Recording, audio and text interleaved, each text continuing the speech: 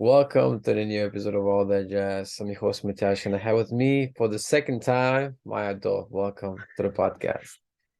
Thanks, Matthias. Thanks for having me again. And hi, everybody who's watching. It's Um, good to be back. yes, It's been what, like a year or more? I don't I even think remember. it's probably been more than a year. Yeah, It's been a long time. Yeah. I yeah. Oh no, I was still in Glasgow. I was still in Glasgow when we did it. So it must have been um Even I, 2 years. December of 2021 off the top of my head. So it doesn't matter. Anyway, good Yeah. to be back. Yeah. Anyway, Hello, hello. and also I remember a while back well, maybe I should mention her name, but our girl requested that you be on again. So there you Oh, are. okay.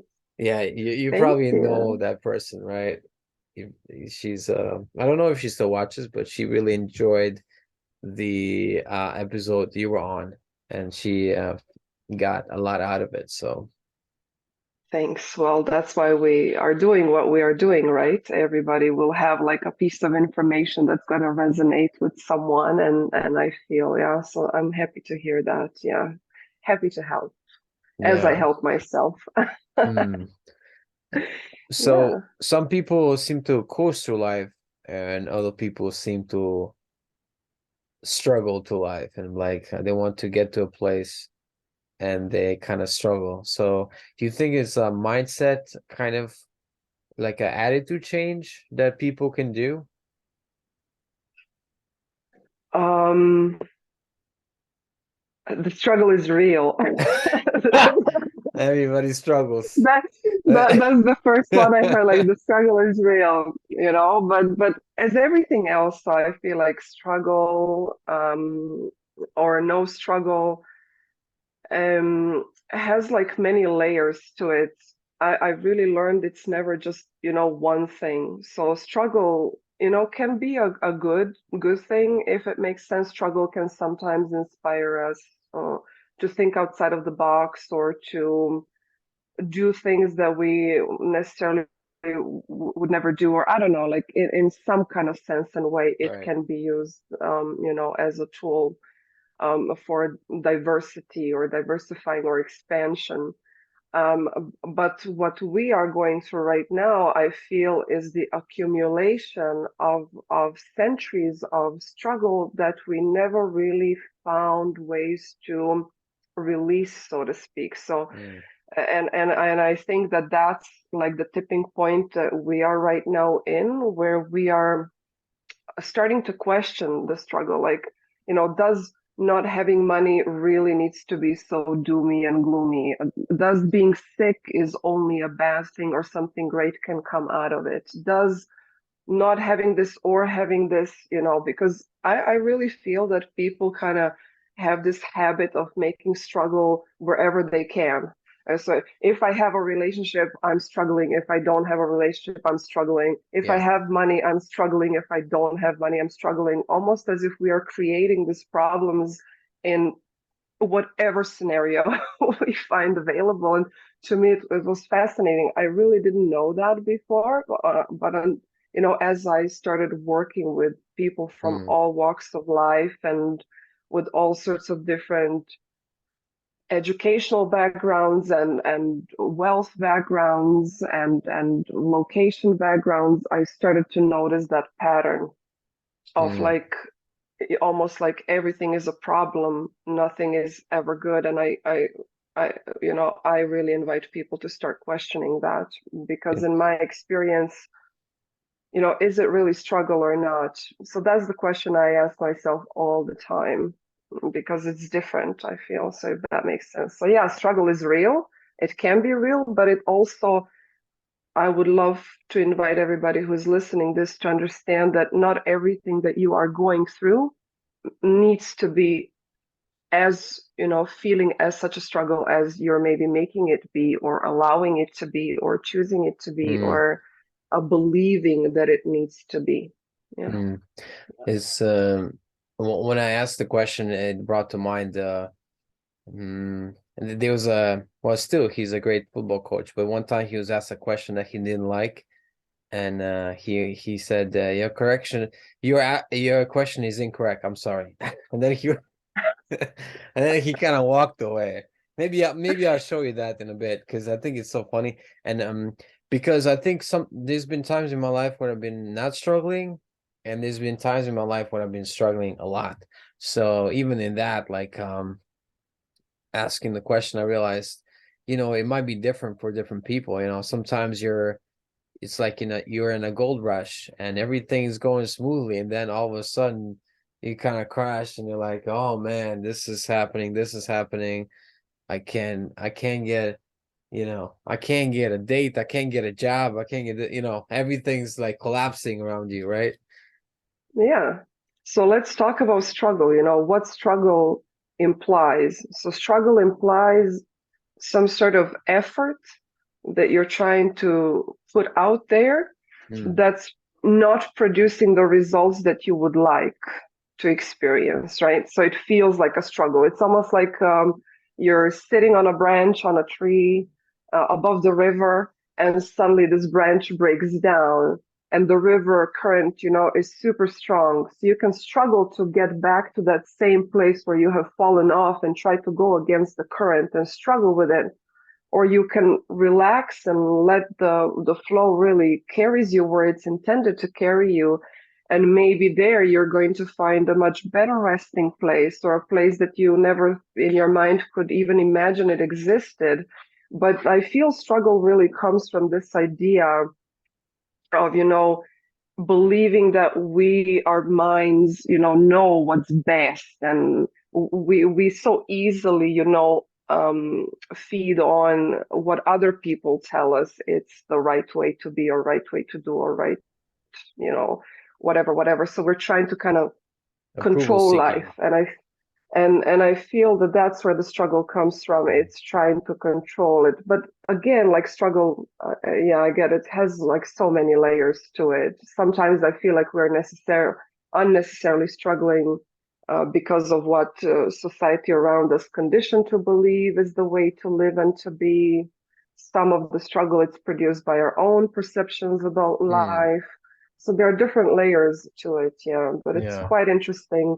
It's an interesting concept, I think, that we created for ourselves. And, sometimes I feel like struggle is being glorified as well, because we yeah, live in society where if you struggled more, it's almost like you're a better hero or something like that. And I yeah, feel like right now we're disassembling that. We're like, is this really necessary? Do I really need to have such a black and white, good or bad opinion about any certain thing, or can I learn to observe it from a more neutral standpoint? And I think great example would be, let's say, a subject that everybody is interested, like money or whatever it is, yeah, but yeah, is that a good subject, or do you get a different subject? Or can you give me an example of something that you maybe are struggling mm. with, or Well, think people are struggling with? you can look at somebody that has a lot of money. Like, I was watching a documentary on David Beckham, and David Beckham had money, fame, and he still has that actually. And the documentary was about how he suffered after the World Cup in France in 1998 when he got the red card, and the he got abused from the he played in Manchester United in Premier League. Outside of Manchester, every stadium he went to, they would just like shout insult, you wanker, you're a disgrace, this and that, like, from every single time he played for months. And this kind of just ate away at him. And the way he dealt with it is kind of like to shut it down and just keep playing. And like it worked for him, but most people I think would just break down at some point. With him, it was just like suppression. But so from outside looking in, you would be like, oh, he just has to deal with people bullying him. He just needs to play football. It's not all that hard. But then when you hear his story and when he talks about his experience and how tough it was for him, it's like, wow, it's really is something else being in the center of action and then receiving that versus outside looking in, because you don't have you don't realize the experience of the person, you know? Exactly, exactly. So we can never assume that having money equals not having suffering, or not having money equals having suffering. We cannot assume that having a relationship equals not suffering, or it equals suffering. It's like there is no black and white, and there is no good and bad, and there is no right or wrong. And I feel like we're getting out of that concept of that, looking at things from just really dual, opposite perception, so to speak, and just realizing everything has a lot more depth to it. Uh-huh. It's much bigger, much wider, more complex, and more playful. And if we, are just like being honest with ourselves, and learn to navigate through all of these different experiences, life, always asking the question, why, what's causing me to feel this way? What kind of a thought that I'm having in my mind that's causing me feel this way? Can I work around that thought, or I cannot? Am I to learn more about these feelings, or am I not? And Mm. kind of like go through that in that sense. But yeah, like I watched this guy, a famous boxer. I don't know his name. I'm terrible with names, by the way, so I'm sorry. He's like super, maybe Mike Tyson or somebody like that. And so he like achieved all this success and had all that money, but he says that he spends all day, every day trapped in fear all the time. He's afraid all the time. So, Mm. so that's again, but that was his journey. I feel that maybe without that fear, he would not have that bomb, impact to fight against that fear, so to speak, because when you're not afraid, you don't have desire to fight at all. So, I feel like maybe that fear is a necessary component to him being so successful at fighting, because what Yeah. is you're fighting against something that you're afraid of. So absence of fear, absence of fighting, it's very simple equation. So I feel like we're coming at the time right now where people are starting to be more aware of all of these things, and kind of try to find, what is it for me? What is it for me? What's important for me? What am I willing to accept Mm. as a creative component to the experience I'm choosing? Am I willing to do it? Or maybe this is too much for me and I really don't want to do it, all that stuff. But yeah, definitely, because I worked, just as an example, with people who, I don't know, just as an example, I had a client that got rich like at a very young age. His father was entrepreneur and his grandfather was Right. entrepreneur, and and so he made millions of dollars like when he was about 16 or 17 or something like that. And and I know a lot of people who came from poverty and much more challenging. And when I was comparing their lives, I realized there's nothing really to compare. None of it was better or easier. Everything had like just a different set of challenges and different sets of victories and different sets of satisfaction. And I would almost, I almost actually felt that a person lacking, um, or that specific example, at least, was maybe in some shape and form better than him, in a Mm. sense that, this person was traveling much more, feeling freedom much more. He was always restricted, constricted, so to speak. But again, I want to open it up and say, experience of anything is what we make out of it.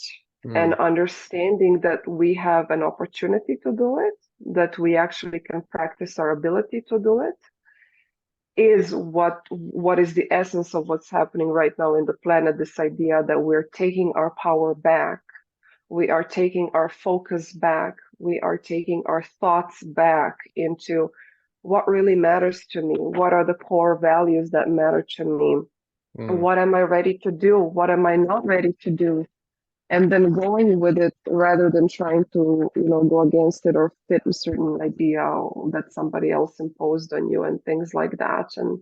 And I really want to emphasize just the fact that I've learned in doing this work is that I believe that we have capacity to shift and change at any point in life, at any point in time, regardless of what we've been through. So maybe at a certain point in life, let's say you had an experience of not having that much money and da da da. If you Hmm. want to shift that experience and want to have something different, you definitely can. Or if you were super sad or upset about certain things in the past, you don't necessarily have to be so sad or upset about them later. It's like it's really playful. I find how we can work with the beliefs, with the thoughts, with emotions. Yeah. When you So and I yeah. Sorry.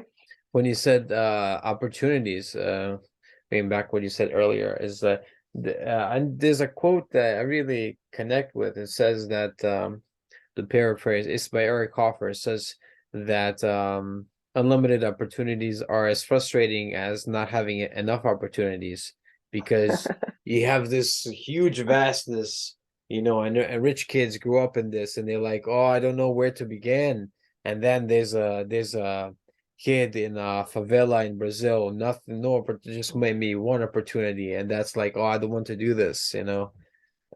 So Exactly. Yeah, exactly. But I do believe in this concept that we are kind of like souls that come to this experience.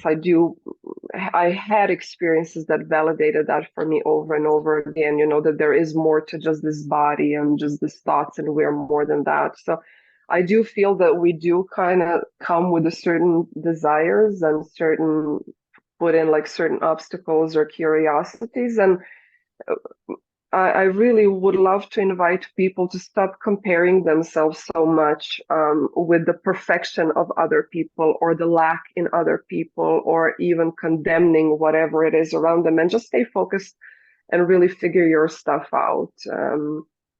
Because exactly, like, I don't know, you may think that you want to have a certain life, but, are you so sure about it? And is this striving to have a different life, if it's taking you on a positive note in like in a direction that starts to feel better to you, yeah, as an example, then yeah, definitely go ahead. But if you're banging your head against the wall all the time, feeling like you're not good enough, or blah blah blah, then maybe take a break. Maybe that's not the way for you or whatever. So yeah. it's definitely a journey. Yeah. And also being careful what you wish for, because you might wish, a lot of, but as guys, you might wish a lot of, casual encounters, but then I one time had this experience, and it happened within a few hours of meeting this person. And then afterwards, I felt, I don't know, maybe it was the Catholic guilt or whatever, but at that particular time, I felt like just something off. I felt off for like a few days after that. It was weird. It was really weird. But that takes me in two different directions. So I'm just checking which one to go first. Well, that's it. So first of all, it's like we are so trained to focus on our, perception through the senses, going outwards. So what Yeah. I see, what I hear, what I feel, what I touch, and it's like that. But there's so much more to it. Just as an example, birds can see magnetic fields of the planet Earth, and bees can see ultraviolet spectrum, and so just because we don't have, so to speak, antennas. Well, some of us do, but most people are not even aware that they can do that. This life and everything is so much richer. And so, what you perceive to be off maybe really is off for you. Maybe there is a certain emotion or an energy or a thought that's lingering with this person that's totally not good for the direction that you're calling in for yourself. But I feel where people get stuck is, starting to judge. They don't really understand how to read these things, and they don't Mm, really know how to navigate through these things, and they get stuck on the surface of everything. So they stuck at this idea, oh, this person is wrong, or what we are doing is wrong, and then trying to figure out what's wrong instead of just like learning to, like that, falling in a river, accepting it, or seeing it for what it really is, just an opportunity for you to see, what's working for me, what's not, and then heed the call, go in a direction you're being called to. On the other hand, I also feel a part of the problem for people is that everybody's so terrified of suffering. mm, It's like, people are scared to feel the feelings because we have been taught, from that survival perspective, it's not okay to cry, or it's right. not okay, or again, this fear that's like irrational and controlling some of the people's lives, maybe unnecessarily. So yeah, like I don't know. Um, I feel we live at a time right now where people are forced to feel more, almost like they're invited to feel more Yeah. and invited to go inwards and really start seeing it for what it really is, that everything is like that, way more playful, way more open, and that you always do have a choice in how you're going to translate whatever happens to you. I don't know. I think I was listening to some guy that was saying an interesting story about perception when a priest and a guru met, and the priest asked the guru something like, "What is life about?" And the guru said, "Oh, life is like a breeze of jasmine flowers on a spring, windy day or something." And the priest said, "Oh, well, I've been taught that life is just like full of thorns, and wherever you go, you get hurt, and everything is about suffering."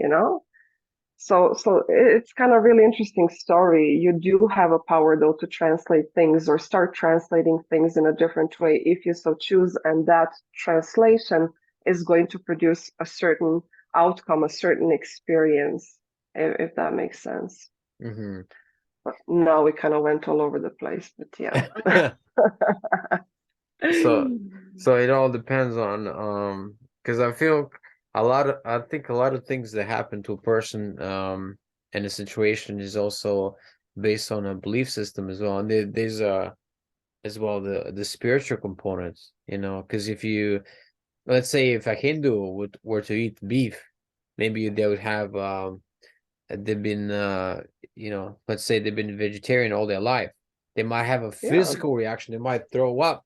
And others that eat beef, you're like, oh yes, this is the best. yeah, Yeah, so it's yeah. like So there's a mental component that's really strong in determining how your body and in how you react to it, how you feel after in a way too.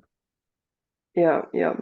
And I do believe everything has a purpose. I believe that every emotion, every thought, every experience, its purpose in itself. Life wants to discover itself in many different ways and see how far it can go.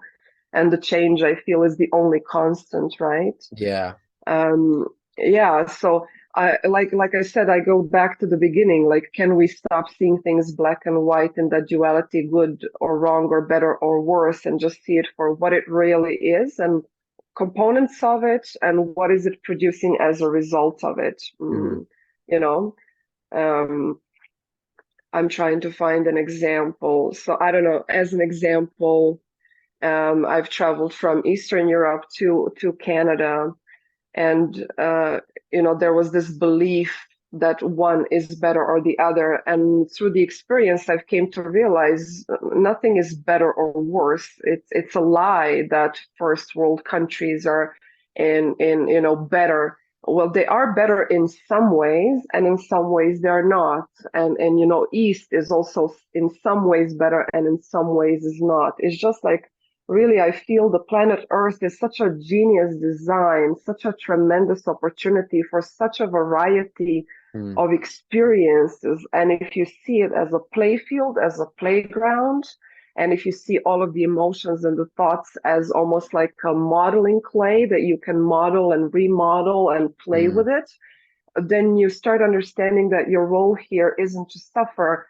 but is to play, and everything changes the dimension. And that's at least what I have been kind of exploring, because I feel like I brought myself to a place where my state of being does not depend on the circumstances anymore. I can, as an example, I became really great friends with money, and I enjoy money and what it brings to me. But at the same time, I'm not scared being without it. There's not that fear of losing it, or oh my God, if something breaks down and if I don't have it, it's the end of the world. No, I feel supported Hmm. in both scenarios.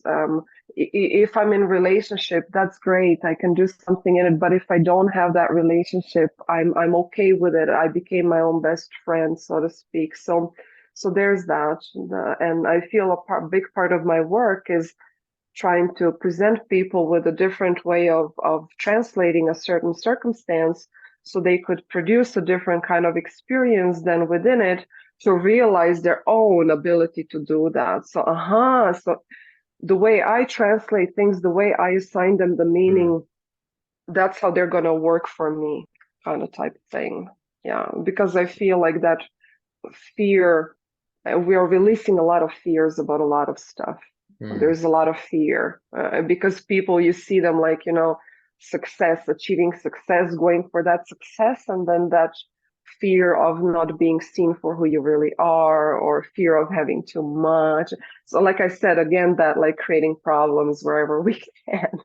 We're Right. kind of really funny beings. Yeah.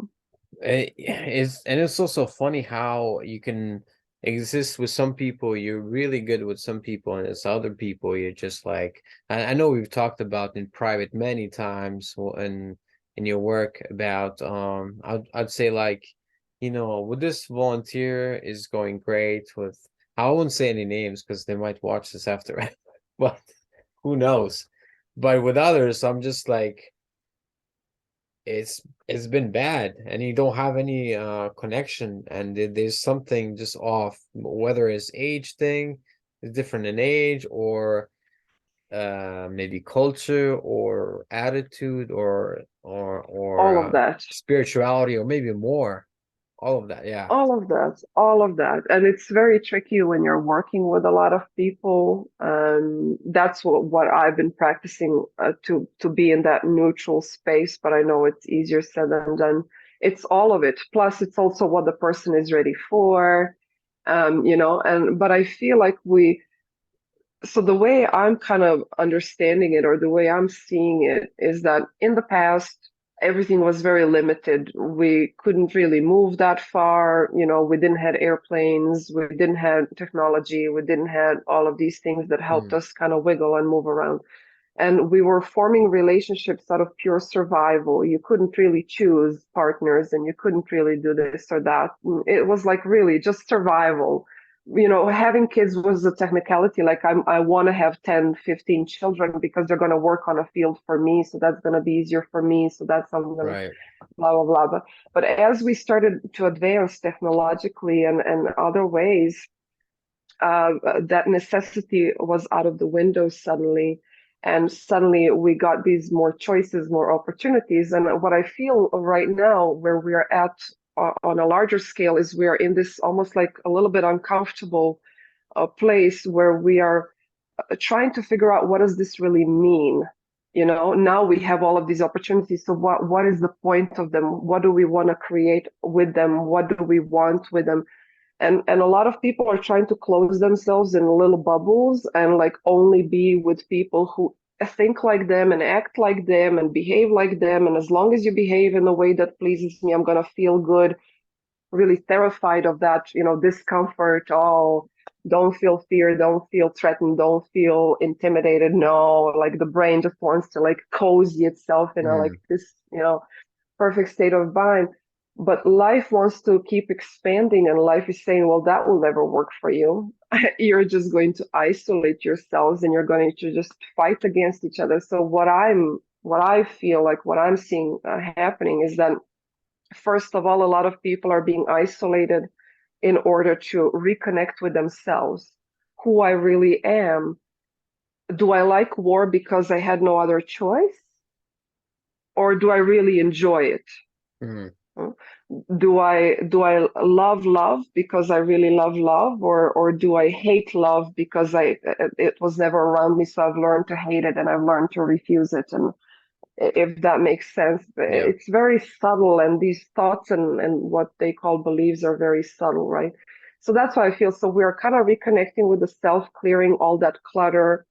And then I feel like then we're going to be able to go back into connecting, but from that like respectful place where you don't need to believe in the things that I believe in for us to be able to have a good conversation. Mm. But I also am not going to lose myself in your opinions if your opinions are stronger than mine, nor I'm going to try to pull you in my opinions because I want you to be there because that validates, my opinions or whatever it is.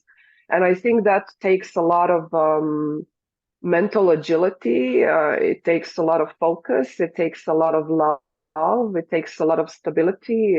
A lot of people cannot even comprehend that concept Yeah, it's not because it's, self-love. It's not narcissism when self-love. It's just like self-acceptance and all yeah. that. And if you're more self-accepting, you're more likely to be self-accepting of others, right? Narcissism is a great example. When you brought it, I love talking because everybody's now talking about narcissism, right? So, Yes. and for me, it was funny because how do I say? So the reason why people don't like narcissists is because narcissist is exactly that. Everything is about their point of view, how they're seeing it, and don't you dare go against it, and they're gonna like suck you in. The reason why you feel threatened by it or intimidated by it or afraid of it is because you allow yourself to get sucked in. You don't have strong enough of the core. You're not strong enough in yourself to know how to say no, how to say yes, how Mm, to respect yourself, how to take care of yourself. And so that fear of losing yourself, so it's like we gotta leave them behind or abandon them or shut the door. And by no means, for me, a part of it, I also had that type of experience. Just as an example, at one point in life, it was really the best to just disconnect from those type of people because mm, I really wasn't strong enough and I didn't know how to behave in that way to not feel sucked out or drained or whatever it was. But as I worked on establishing myself and that connection to self, it stopped being such a problem. Like I can see them for who they are, and sometimes it's even like funny because I see them trying to drag me or trying to deny what I've said or whatever. And I'm like, that's okay. You can have your opinion. We can have it, agree to disagree. And so, mm. you know, and that's again, people are creating so much drama and it's getting so much attention, and everybody is now having some sort of mental illness and everybody is labeling something in a Yeah. certain way. And I That might feel make it like worse. That might make it as worse much by as labeling. Yeah. yeah, and that's in the human nature. We like to take things into extremes, right? So in the past we could not express our emotions, we shoved everything down, it was all about survival. So now you have the need to start expressing, to start figuring the differences. So now we're like attacking each other. But I feel like as we calm this down, as this energy gets cleared, and I really feel that we have an opportunity, or at least if you want, if you choose, you will have an opportunity to find that some sort of balance and be able to navigate that. Because I don't believe life will ever become like this super comfortable place to be and to grow. There's always going to be some sort of challenges or Hmm. because it's good for growth, so to speak. But then again, it doesn't have to be so detrimental and so exhausting and so whatever it is. So yeah, Yeah. yeah, I Yeah. actually had really, yeah, really fun when I worked with one narcissist and I could see it because for me, my body kind of tells me when it is. Like I literally feel like they want to pull my heart out, is Oh how I'm yeah. translating with the energy feels like that. But I've stopped being scared of it. And the last time I worked with one, I was able to, really, how do I say, smile at it. And that for me was like, I won. I Mm. figured it out. I know how to do it now. But it took me years to kind of be able to do that. So Yeah. maybe some of the volunteers, going back to that, maybe some of them were narcissists. Is that Yeah. offhandedly I would joke to somebody here that but no names Well, to be mentioned. but but but you see, but that's also the thing, right?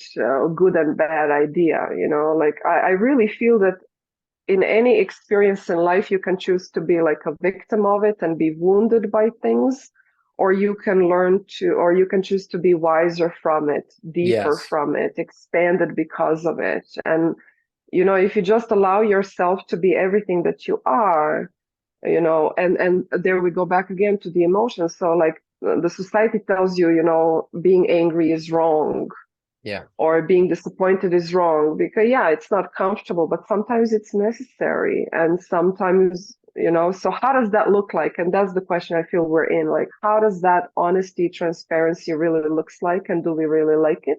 Or do we Mm. like when we hide stuff? Was it better when we were shoving it down? Like, I don't know. I guess we're gonna see. This whole LGBTQ, let's say just one of the examples, right? So again, like this idea of people liking to go to extremes. So on one side, it really wasn't fair that a person couldn't express themselves and love who they wanted to love and all of that, and that made total sense. But then to take it to the extreme that everybody has to participate in somebody else's choice of thinking and feeling, and no, like no. This is a Yeah, this is a trash topic. I love it. I love it. So because it's like some of it has, I think, narcissistic tendencies where they're like, this is how we want the society to be moving forward, and if you disagree, we're gonna make laws in place to punish you. And not only that, we're yeah, gonna take away the right of your kid to have as a parent to have authority of the kid and give it to the kid and themselves, because they at age 9 know what gender they are and all that stuff. And it's I would call it very destructive because it comes from a narcissistic place of the in Hinduism there's the good impulses and then bad impulses. I forget what they called, and this kind of caters to the bad, kind of like just whatever, whatever I think that, like, giving self-indulgence legal authority, and that doesn't yeah. seem good. And that's why I love the way I work, because I really put that ego, narcissism, so to speak, aside. I don't think that we all need to be spiritual. I don't believe we all need to be religious. I don't think that there is one right way to be at any point in time. I'm more curious about the diversity. It's like when people come to me for sessions, I'm more curious than I'm there to heal them or fix them or whatever. I'm curious to see, because sometimes that Mm, curiosity expands me.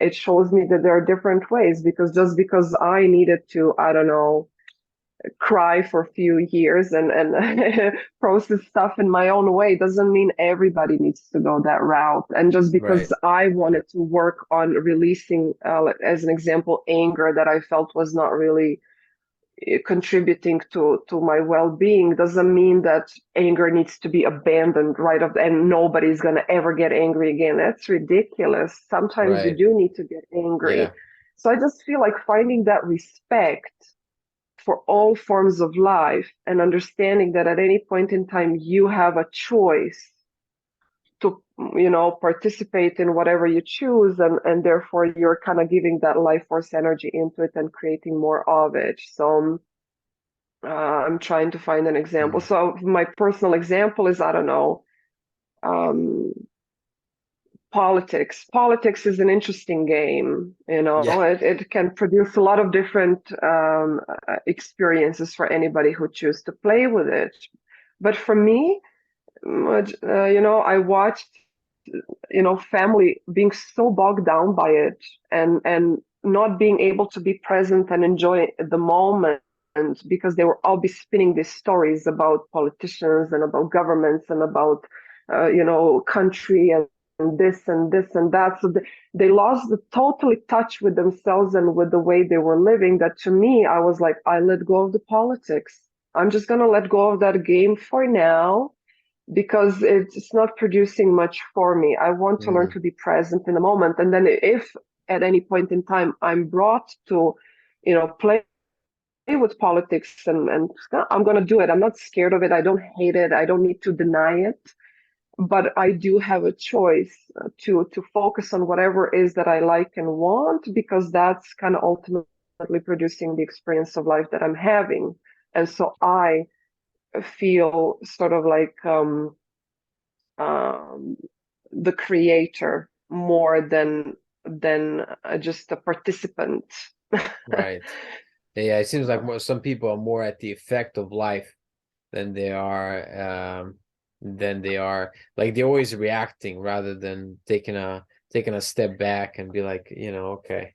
because some people are Yeah, wired this way, that a lot of people. knee-jerk reaction is right away to, be right there with the emotion, with the anger. And Yeah, yeah, and but politics is a big one for me too. Like if I yeah, get really like, oh, I remember back in the day arguing with some when I was still volunteer here about ISIS, and they were saying, oh no, they're not so bad or this and that, and I was just like, I I forget what the argument was, but I knew they were wrong, so I was just going and just the juice, they call it juice, like the payoff of getting out of it, like me being right and them being wrong, were just huge at the time.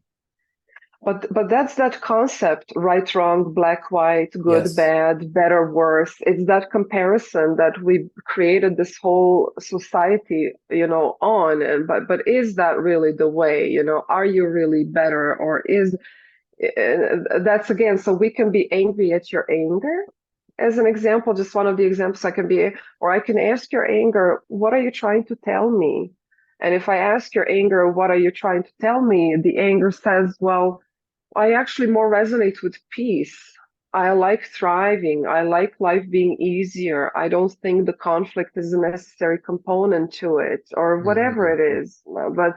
But I don't know, tell that to a lawyer. I mean, lawyers, or did they build their whole purpose and lifestyle around conflict?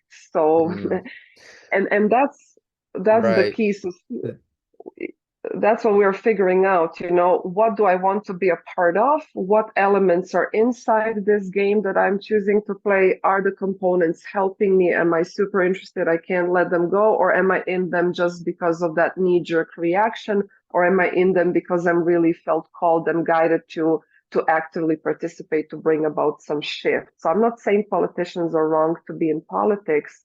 I'm just saying that everybody needs to discern for themselves, why am Mm, I in the story? Just realize that you are in the story is the first step, and then why am I in this story? Am I voluntarily or involuntarily? Is my mm, movement and participation in the story producing any tangible positive results that I'm wanting to see, or is it just feeding off of my energy? mm. Yeah, well, that's interesting. There's a lot to Yeah. unpack there. There's an economist that said of the opposite side. I admire them for the softness of their heart, but too often the softness of the heart extends to the head as well. And that's an interesting statement because it's like Uh, when you're dealing with compassion and all of that stuff, that area of life, that's all swell. But then once you go with legalities, law enforcement, military, economics, dealing with numbers and all of that, and looking at not just the intention. You can have like I'll explain it simply. You can have an intention of a policy, like in politics. A lot of times they produce bills and ideas what they want to implement. But it's not just that. You have to be honest and look at the consequences. And oftentimes they're like, no, no, the intention supersedes the consequence. No, but the consequence and the intention are in a sense one, because and the consequence is even more important. Like you can have the intention of going to somebody's home and being peaceful, but then if they're disturbed, maybe that you've done something wrong, like, and if you've done something wrong, you need to correct it. So it's kind of yeah. like sometimes like the idea of right and wrong, but then the idea becomes, what if I'm wrong about what's right? And that's why we are called to expand into more than just that. So to understand that sometimes, and are we, I'm sometimes wondering, are we overthinking everything? And I like Sadhguru said, people are not really overthinking, they're just not thinking enough.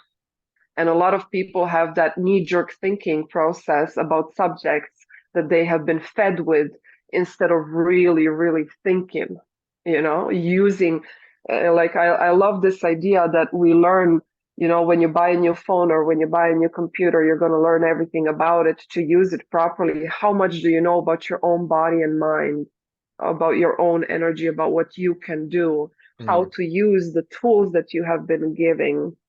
So again, I feel like just this. bringing back to understanding that your life experience is going to be based on what kind of, we can all call it, games you choose to play. Um, and that regardless of the circumstances on the outside, you can always create kind of like your own style. Mm-hmm. And yeah, so I feel like I need to clarify. So as an example, I my core values are, let's say, inner peace. I like love. I like when things are going easy. I like choices and stuff. But that doesn't mean I never get angry. It doesn't mean I don't disappoint other people. It doesn't mean that I don't sometimes shut the door in somebody's face. Mm. You know, it's not that. And some people are trying to portray it like, oh, we're just gonna love each other and we're all Right. gonna be, you know, dancing, wearing white. No, it's not like that. It's just being really aware and being Mm. in tune with your body, because I feel like you have this navigating system that's trying to lead you through the story that you want to explore in this lifetime. And if you learn to listen and learn to let it just be and learn to let go and be easier about it all, you will go through a lot of challenges, but you're not going to suffer as much. Mm. So suffering, I feel, is optional, you know. Right. To be more Um, easygoing, I think it's harder than to be serious. I know a lot of people, including, you know, the family I grew up, very serious, very serious. And then nowadays I find myself in my job also being that serious. I'm like, no, actually I need to soften up a little, you know, because then everything is easier, you know, if I have more easygoing attitude and I'm not so. Yeah, I mean, there's a place for when you know, when things are going wrong, but also it's how you say it too. Like there's so, you know, you might say something, but you don't have to say it in a with all that emotion of anger, you know. yeah, yeah, yeah, Um, yeah. by the way, So, if you want, okay, you answer. Then I want to get to the Jose Mourinho thing because I want to see reaction to it. It'd be funny. to what? To I to didn't catch it. to the coach that said your question is wrong. I found the 30-second clip. So if you want to Uh-huh. watch it, Okay. Yeah, sure. Yeah. I think it'd be funny because as it would be Yeah, yeah. psychic reacts to Jose Mourinho. Okay. But first, I don't often do this. I need to share screen and share sound Okay. as well. Let me see here. Share sound. Okay. And I found this is a 30-second clip. And this is, if you don't know, everybody that doesn't know, this is Jose Mourinho, is a famous coach from Portugal, and this is him 5 years ago.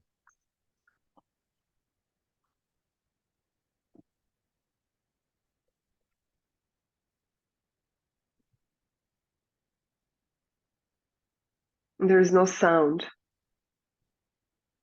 Oh, there's no sound. Yeah, Oh, I can't hear the okay, sound. okay. Hold on. Here, Do you feel that is that good? Okay. Yeah, yeah, Sorry that's about good. that. Okay. do you feel that at the end of a game like that, it'd be nice if everybody shook hands? I sort of think Mark Hughes was a little disappointed there wasn't a handshake. You know, I want to be polite with you, and I prefer not to answer to the question because your question is really a bad question. It's really a bad question because it looks like is my fault, is my problem, and your question is not correct. I'm sorry. Okay. That's it. Yeah. So that's so this is like a great example of a person who is focused and knows what they're here to do, and whatever your perception about any of it is like, I'm not interested. Yeah. Yeah. He's a very well-known guy. Because when he first came to Premier League, he said because he'd won a big trophy in Portugal for Champions League, and when he came to Portugal, he said, "I'm not one of the bottom. I'm the special one." And then henceforth, the media called him the special one. Anyway, so that's him. A couple years later, when he was not not as invincible, and yeah, dealing with some of the struggles that happen. Yeah, yeah. Yeah, but you see, but that's the thing. Again, right, wrong, good, bad. Just because it's different doesn't mean it's better or not. It's just different, you know. So that person who was asking questions, who wanted to see more of a respectful handshake or more lovey-lovey, whatever energy there, you know, was correct and kind of because they want to see that. But you know, this coach also knows, you know, sometimes you need to be able to cut things off and don't take them so emotionally if you want to have a certain, you know, outcome. So it's just yeah, it's just a whole bunch of different kind of games. Same like I spoke about that boxer guy, right? It's like Mm, you can't, you know, why would I say that his choices were bad? He found a way to channel his fear and his anger into something that he thinks fulfilled him. If it did fulfill him or not, that's only he can answer that question. For me, that would not be fulfilling. But that's again, ask mm, yourself questions. What's fulfilling for me? Let everybody else be. Don't try to criticize or judge. Just let them be and be inspired by it all. You know, what does this inspires me to think and want? What does this inspires me to think and want? And like at the end of the day, it's all good. I it's think people nowadays are just so full of criticism wherever you go, and everybody's trying to my way or highway. So I would say we're all narcissistic. Even the doctors who are speaking against narcissism, it's like, you know, you gotta hate narcissists. No, I don't. I can see where it's coming from, and I don't have to feel threatened by it. You mm-hmm. know, I feel there's a solution to everything. So that's my experience. I find solution to almost everything where I'm at. And it's confusing for people, I've noticed sometimes. The example I want to give, it's like, I don't know, in my work, you know, psychic and channeling and mediumship, and for me, it's all kind of the same thing. I would sometimes receive messages from those that are dead, you know, and in the beginning, because I came from the skeptical side and non-religious background, and for me, that was like, what? I thought that death was the end, you know. You croak, you die, and that's it, and you Yep. gotta be afraid of death, and death is something bad, and you wear black, and you cry a lot, and that's what death is about. Croak, a And lovely then, word. yeah, yeah. And then I would get all these messages with really specific messages where, you know, I would get the gender or the age of the person without them telling me, and speaking about some very private like details, you know, that confirmed to me there's something much more. So now, because of all these experiences, my relationship to death has completely transformed. I don't think that we need to wear black. I don't think that we need to cry. I'm not saying that I'm not emotional when it happens. Of course, there is a lot of emotion and you go through the grief, Yeah. but I don't know, that fear of it and that taboo aspect of it has completely changed. And imagine what society is going to be like when we realize and go from that survival mode to living mode, and let go of some of these assumptions and fears about all kinds of things, and just let life play itself out and have a support for all of it. So if you want to, you know, practice and train, you know, all day every day to achieve a certain golden medal in whatever it is, and you're willing to sacrifice everything there is for it, well, that's your path. I respect it. Go do it. Will I do it? No, I don't think so. Not really. So that type of thing. But I Mm, feel for people it's still very confusing because we're bombarded with all this information, all the data that's coming in, all these people from very early age, parents and then teachers and then bosses, and then trying to shape you into, you know, being a certain way. So who am I? What am I really? mm, Yeah, I don't know, kind of like that. Like I used to be, just as an example, I used to be angry at war, right? And what an war. idiot would go to an army? Yeah, Oh yeah, okay. because I've been in war. Like Croatia was in war, and we got the freedom, and all the freedom fighters are now like heavily PTSD people with absolutely no support and no help, just medicated to the Yeah. oblivion, right? And so for me, there was no freedom after war. You didn't fought for freedom. You fought for whatever. Maybe I don't need to go there. But then I started to meet people who went into the war, and their stories were like, wow, I found belonging there. I found the discipline that helped me there. It Yeah, helped calm me down. So it's like I realized, okay, pardon my French, what the fuck do I know? I really need to like let go of my opinions about everything, because this like anger that I have towards it is just like anger because that's not my way. But I don't it's need a to be angry judgment. about it the whole time. It's like a I don't, judgment of it, right?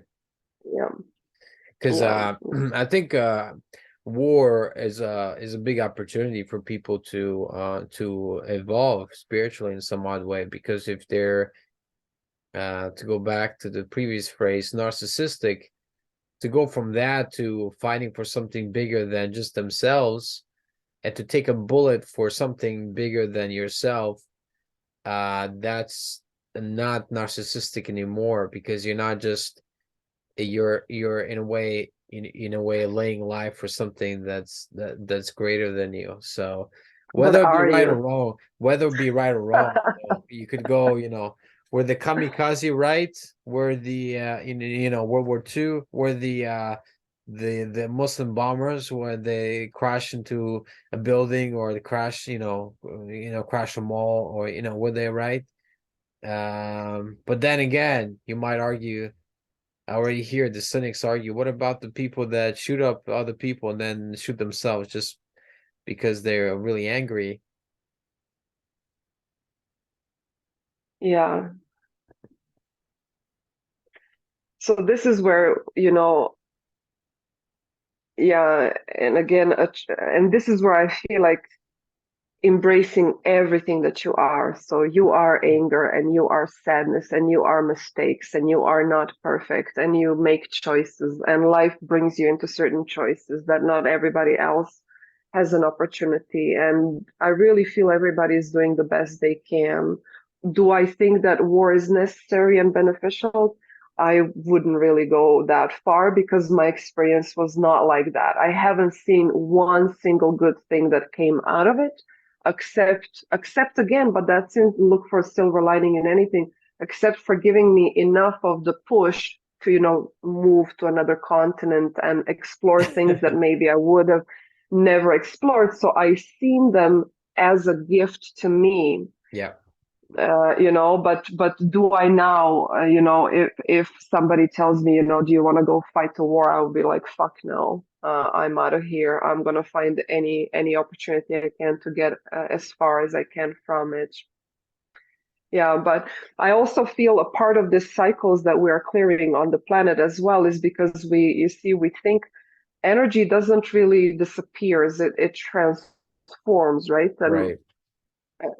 we carry these experiences from different lifetimes, or even like your parents. And what do I mean by that? So let's give a simple example. So let's say you're a kid and you break the glass, and your parents go ballistic, and they full on anger, and this is bad, this is terrible, Yeah. and which kind of makes certain sense if let's say you're poor, you're in that lack, and you don't have, like, everything needs to be protected, but then life happens, can you really protect?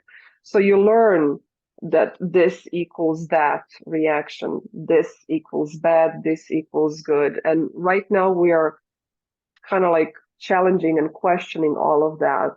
What really is good, what for me, right? And things like that. So yeah. Yeah. We seem to be But in but a that big respect, change. yeah. Mm. Yeah. That respect is like, because what I want to say here. So let's give this example with war. Oh, how do I say? How do I say? Every thought, every emotion, every opinion, every experience is a set of energies within, right? And you can't be at war and at peace at the same time. You can either be this or that. You can be, I feel like, or can you? I don't know. Can you be war and peace at the same time? No. Can you be angry and happy at the same time? No. Can you be depressed and full of hope at the same time? No. So just realize whatever you give your attention to and whatever you're curious about and whatever you keep thinking about, you give your life energy to that thing and it will have an effect on you one way or the other. Hmm. That's all I'm saying. So you can see a lot of people who dedicate their lives in, contemplating mental emotional states of being. And that's kind of what I was interested in, because of that war from very early age, my only desire in me was inner peace, inner peace. I remember crying on the bed and rocking like a crazy person and say, I just want peace, I just want peace, because there was none of it. Yeah. There was a lot of despair, a lot of fear, a lot of anger, a lot of doubt, a lot of hiding, a lot of, oh my God, I don't even want to go there. So I got an opportunity to experience inner peace, and that path to that inner peace took some sacrifices. I needed to let go of a lot of people. I needed to let go of a lot of places. I needed to let go of a lot of opinions. I needed to change about how I think about many different things like death and whatever, seeing like the bigger picture. And that was just my choice. That was just the experience that I enjoy creating for myself now. Do I think everybody needs to go that route and wants to go that route and is ready for that route? Not at all. Hmm. Um, can we coexist at the same time? Absolutely, yes. And Yeah. sometimes I get a client who is like, they cannot even comprehend the idea that they don't have to feel a certain emotion for a certain thing. It's like if somebody tells you no, do you really need to get upset and feel bad about it? No, you don't. But if you were never allowed to say no, then you equal that, like no is bad. So I don't Right. know how to say no. I don't know how to receive no. It's bad, it's bad, it's bad. And in my brain, that's connected as bad. And so I'm feeling all this bad. Yeah. And I feel right now on the planet, we're reconfiguring those thought patterns. We're disassembling what means what, like the whole meaning, everything is getting like, dissolved. That's why this whole LGBTQ, when somebody asked me like, why is this happening in the planet? And the only answer I got, we're clearing confusion. Clearing confusion. I did not know. I still don't know fully what that really means, but it's like that. Everything can be good and bad. Hmm. War can make positive impact or bad. This and that. Being rich can be good or bad. There's no rules. So what do you want? Yeah, I hope that we're clearing confusion because there's a lot of um in politics there's a lot of confusion, and it seems to be maybe that's my perception, but it seems to be heightening in a way. And before it was, you might say racism 100 years ago, but now in intellectual circles and when I was in university, I was questioned why, when I said I just want to hire the best actors, he was like, no, you need to read the reading about white privilege and why that is bad and why we always need to have black actors in it, irregardless in a way. And so there's a certain change of Yeah. almost like anti-whiteism that's going on there. But I think that is the confusion, and that before it was anti-black, now it's anti-white. But that's, I think we're on the road to going past that. Yeah. what Martin Luther King was talking about, where the content of a character matters in a way. The spirit, what's in your the mental, how smart you are, that matters more than anything outside appearances, which is the way it should be. Like the Elephant Man, the ugliest man in England, but uh he had a nice character apparently. But you So see, that's what, yeah, I feel it's all coming to love, for me yeah, at least. And yeah, it's like, because that's again saying, like, a horse is more important than the grass, or the oak tree is better than the pine tree, or you gotta be, if you're intellectual, then you're better than somebody who's not intellectual. But I don't really know. Like, I'm starting to question all of it. Like, I'm really questioning it all because I see so many people who are, just like stuck in that logical thinking and cerebral thinking because we celebrate books and schools and education, but are they necessarily having a better experience of life, and what better means to you, and what good means to you. How do you define your own good, you know? Right. Um, and so I think that's that, and just realization that okay, we can be here simultaneously, and you can have whatever you want and whatever you choose, and it does not have to impact me, and I can have whatever I like and whatever I choose, and it doesn't have to impact anybody but me. But we don't know how to do it yet. And that's because we're not yet aware of who we are as energy beings, as human beings, Mm. and we don't know all the entanglements that are happening. We only like perceive things on a very surface of the things, but things go really, really deep. Because now, just as an example, like let's say Croatia, like I'm seeing the children there 20, 30 years after war, they're still like, on football games singing like political songs and whatever. And it's Yeah. sad. Like Yeah. I'm looking at them and it's like for 30, 40 years, everything is the same. And it's like this perpetuation of these stories continues, and it's like, oh my God, everything is just so heavy kind of there. And there's a lot of like, and in fact, to me, they're maybe like even more equipped with opportunities to experience such pleasure in life, maybe more than people in Canada. Yeah. But you see, but it's not. So mental state, emotional state is very relevant, and how we, why we do things, how we do them is very relevant. But you cannot change anybody around you. You cannot even impact anybody around you. All you can do is figure your stuff out. And if you do figure your stuff out, I guarantee you that life will bring you collaborative components to help you create more of whatever you want. So when I Mm. realized, as an example, that politics doesn't need to be in my life, that I don't need to be angry at religion because mine were very, it was a very touchy subject. And I don't need to be angry at war because anger keeps you, entangled with stuff. If you're angry at something, it Yeah. has your energy. You're not free from it. And so I felt like all of these things falling off of me, falling all. You know how when sometimes you have a session with me and then you feel lighter, you feel taller, you feel Yeah. relief. That's all that emotion, all that mental clutter that comes from all of these stories that you carry.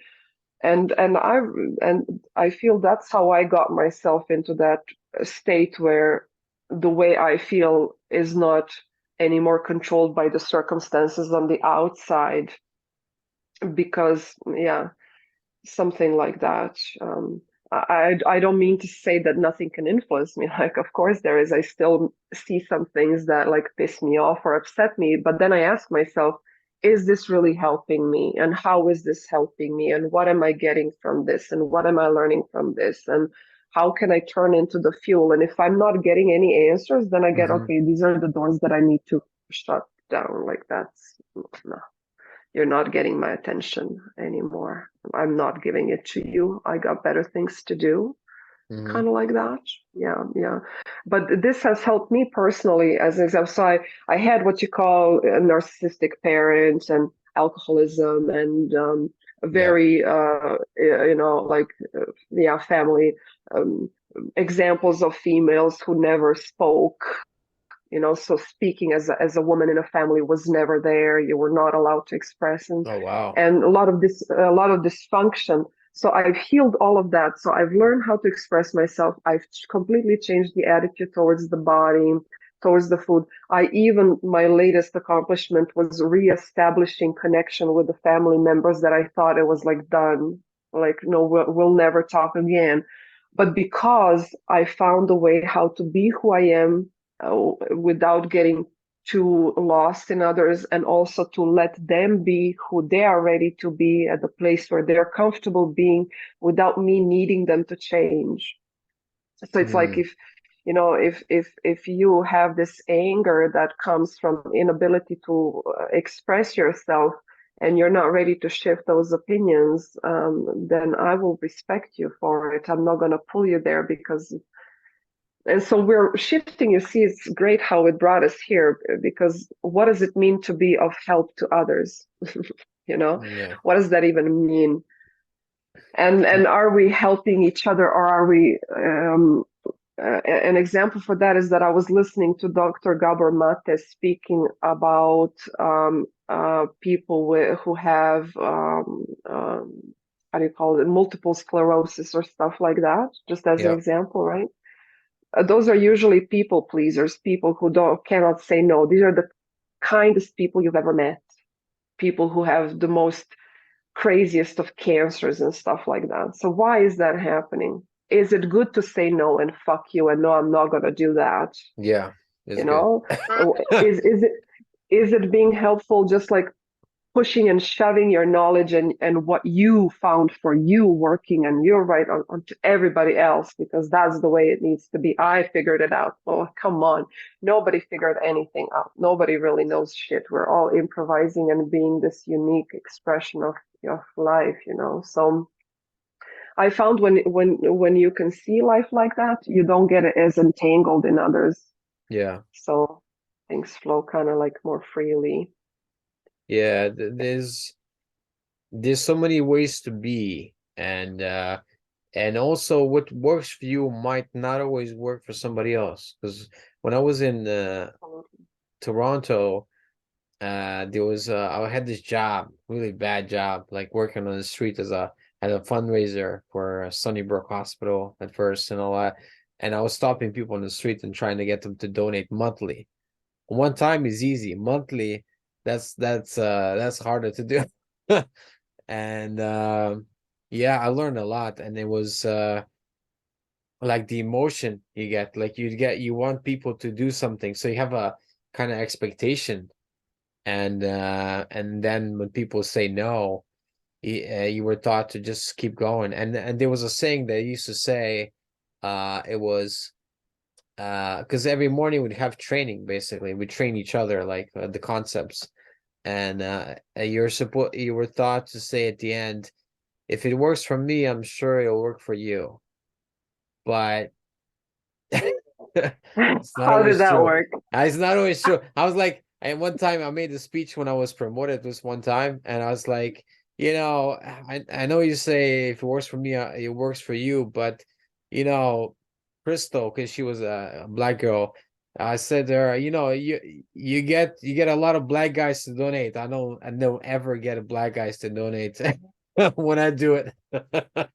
So she Oh gets my God. yeah, she like specialized in that. She was like very, she'd get, but it's she'd get guys mostly to donate. I guess I get mostly girls. I don't know what it was, but anyway, it's different. We're different, so we have different skills, and people react to us different because we're different, right? And we have different ways of seeing. So just because I'm very, like like I'm very receptive, we could say it. Some people call it sensitive. I don't like that word sensitive because it implies almost like a weakness, but sensitivity can Yeah, be a really good thing. So I feel things. Like for me, you could never really hide. You could tell me word, but if I'm not feeling the feeling in your body, I know it's not there. So you can't really fool me, right? yeah, I think it's a survival mechanism that I was reading where you become super hyper attuned because it helps you, where there's a lot of bullshit. So there you go. One of the benefit of Eastern Europe is like you learn to navigate through a lot of bullshit, and it makes you really receptive to stuff. And so, thank you guys. Um, but yeah, and just because I like to see things from these perspectives, and my goal was to learn what emotions are, how they're connected to thoughts, how this is all connected to my health, how this is all impacting me, because that's what I was observing. I was observing a lot of, behavior that produced a lot of illnesses and a lot of conflict and a yeah. lot of disharmony in the family unit. So my focus was on how can I, change that and shift that. And I really made it. I have a beautiful relationship in my family, and Mm, so yeah. But just because that's my focus, I can't expect everyone to want to go there, because if you want to work, maybe, yeah, I don't know. I don't really know how do I say this. Like I could, as an example, I could never be a cop or a police right, officer or right. whatever, and I don't know, but I'm a great healer. But I think police officers are important part of it all, and there's a reason why somebody can like disconnect from emotion, and why some of us are not, and there's a reason why some of us are guided towards, holding on that anger, or holding on that discipline, or holding on that preciseness or logic or skepticism, and some of us are not. And I feel like if we start seeing it as a whole, as an organism that is alive and living, that we live on this beautiful planet that's alive and living, and that we all can learn to communicate these things without getting offended or be offended or judging or criticizing or needing to kill it if it's different. And how can we, combine all of these different values, different abilities, different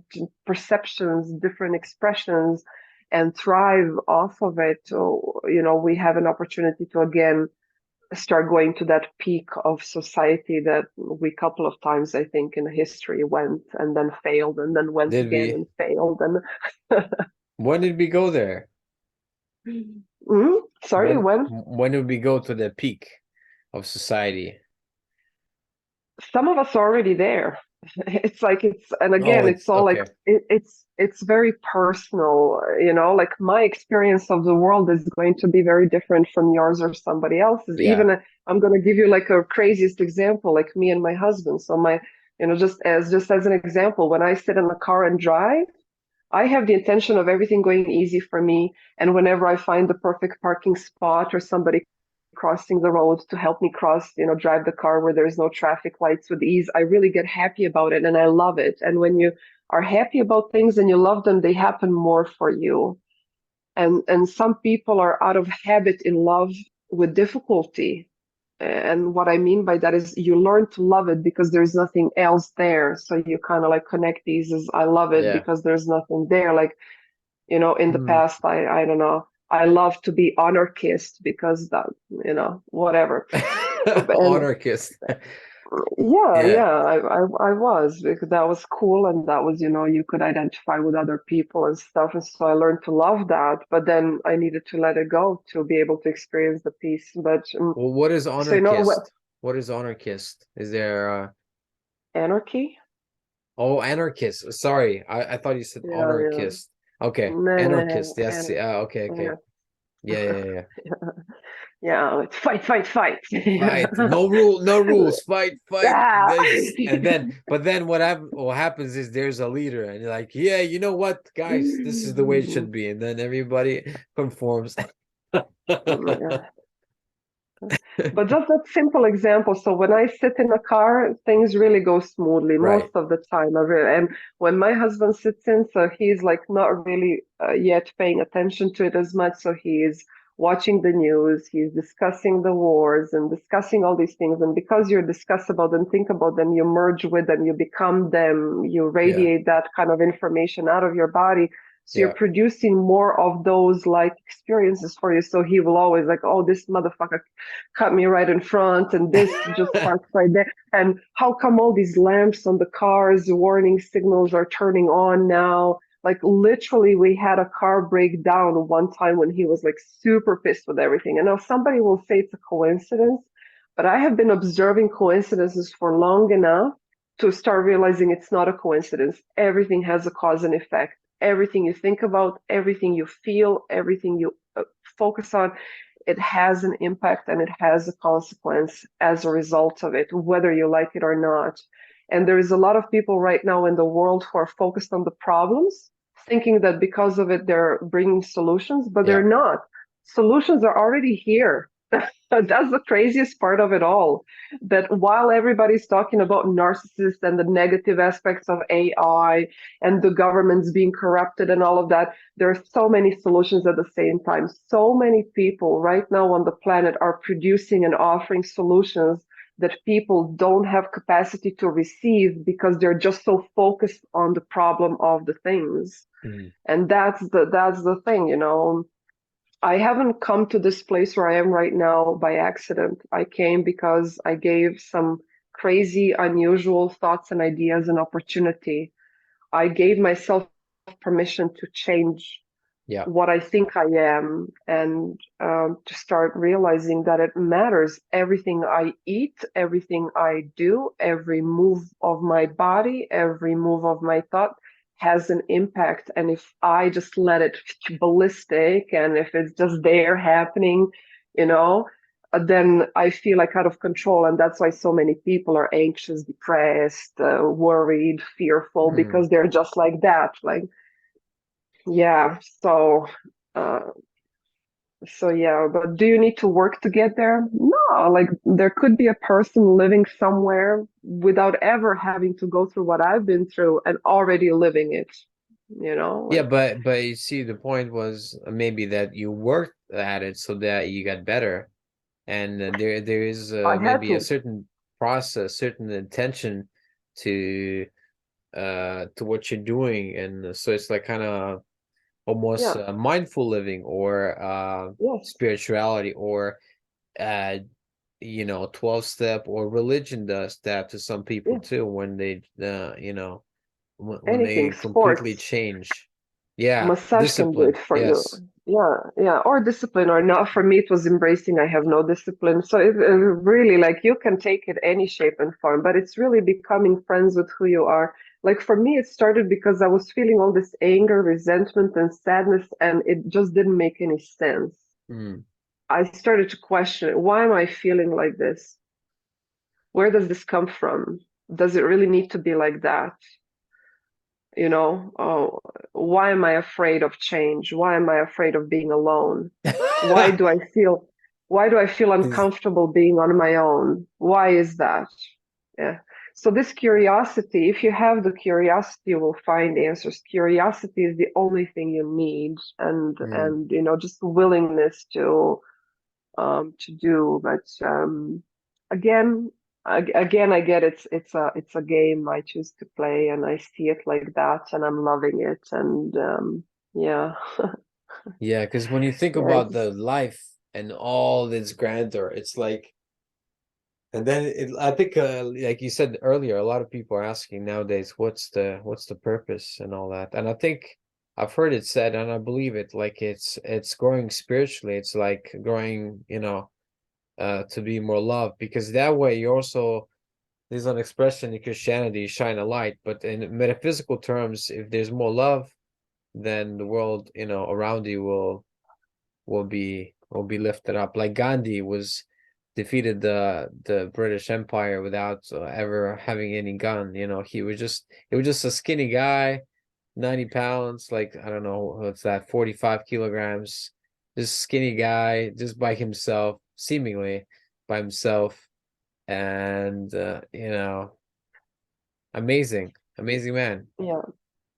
I love love because in my experience, love is something that gives an opportunity for growth and expansion and healing and all kinds of stuff. Like love is a very nourishing energy, so to speak, right? Yeah.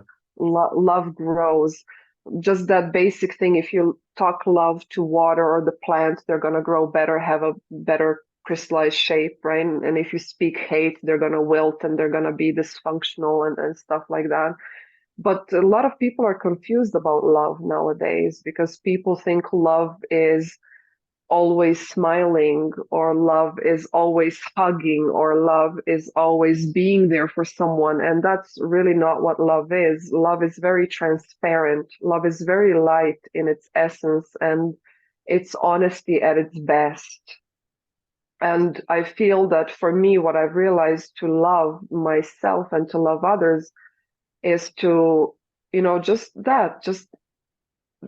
practice that awareness and letting other people be who they choose to be, and then act accordingly, and then not blaming them for being who they are or wanting different or whatever it is, and not Yeah. blaming myself either. So it's like, and that's it. Like in today's society, everybody's building themselves by shitting on somebody else, right? Mm. So you have this like whole culture of, even in like spiritual community, let's say they're going to say toxic positivity, But for me, it's like, sometimes you gotta, like, if you want to get yourself out of that constant negativity, you gotta, like, almost like focus on positivity, sometimes to the point where it's toxic for others, because it's like you're giving yourself an opportunity to disconnect from these, heavy energies, that confusion, that anger, that resentment. So Yeah. so like I don't believe there is such thing as toxic. I think everybody is choosing to be where they need to be,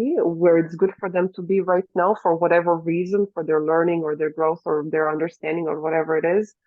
And it's only toxic if you're letting it interfere with you in some sort of negative aspect. But that can happen if you have a strong sense of self and you know where you are. You don't have a need to criticize anyone around you.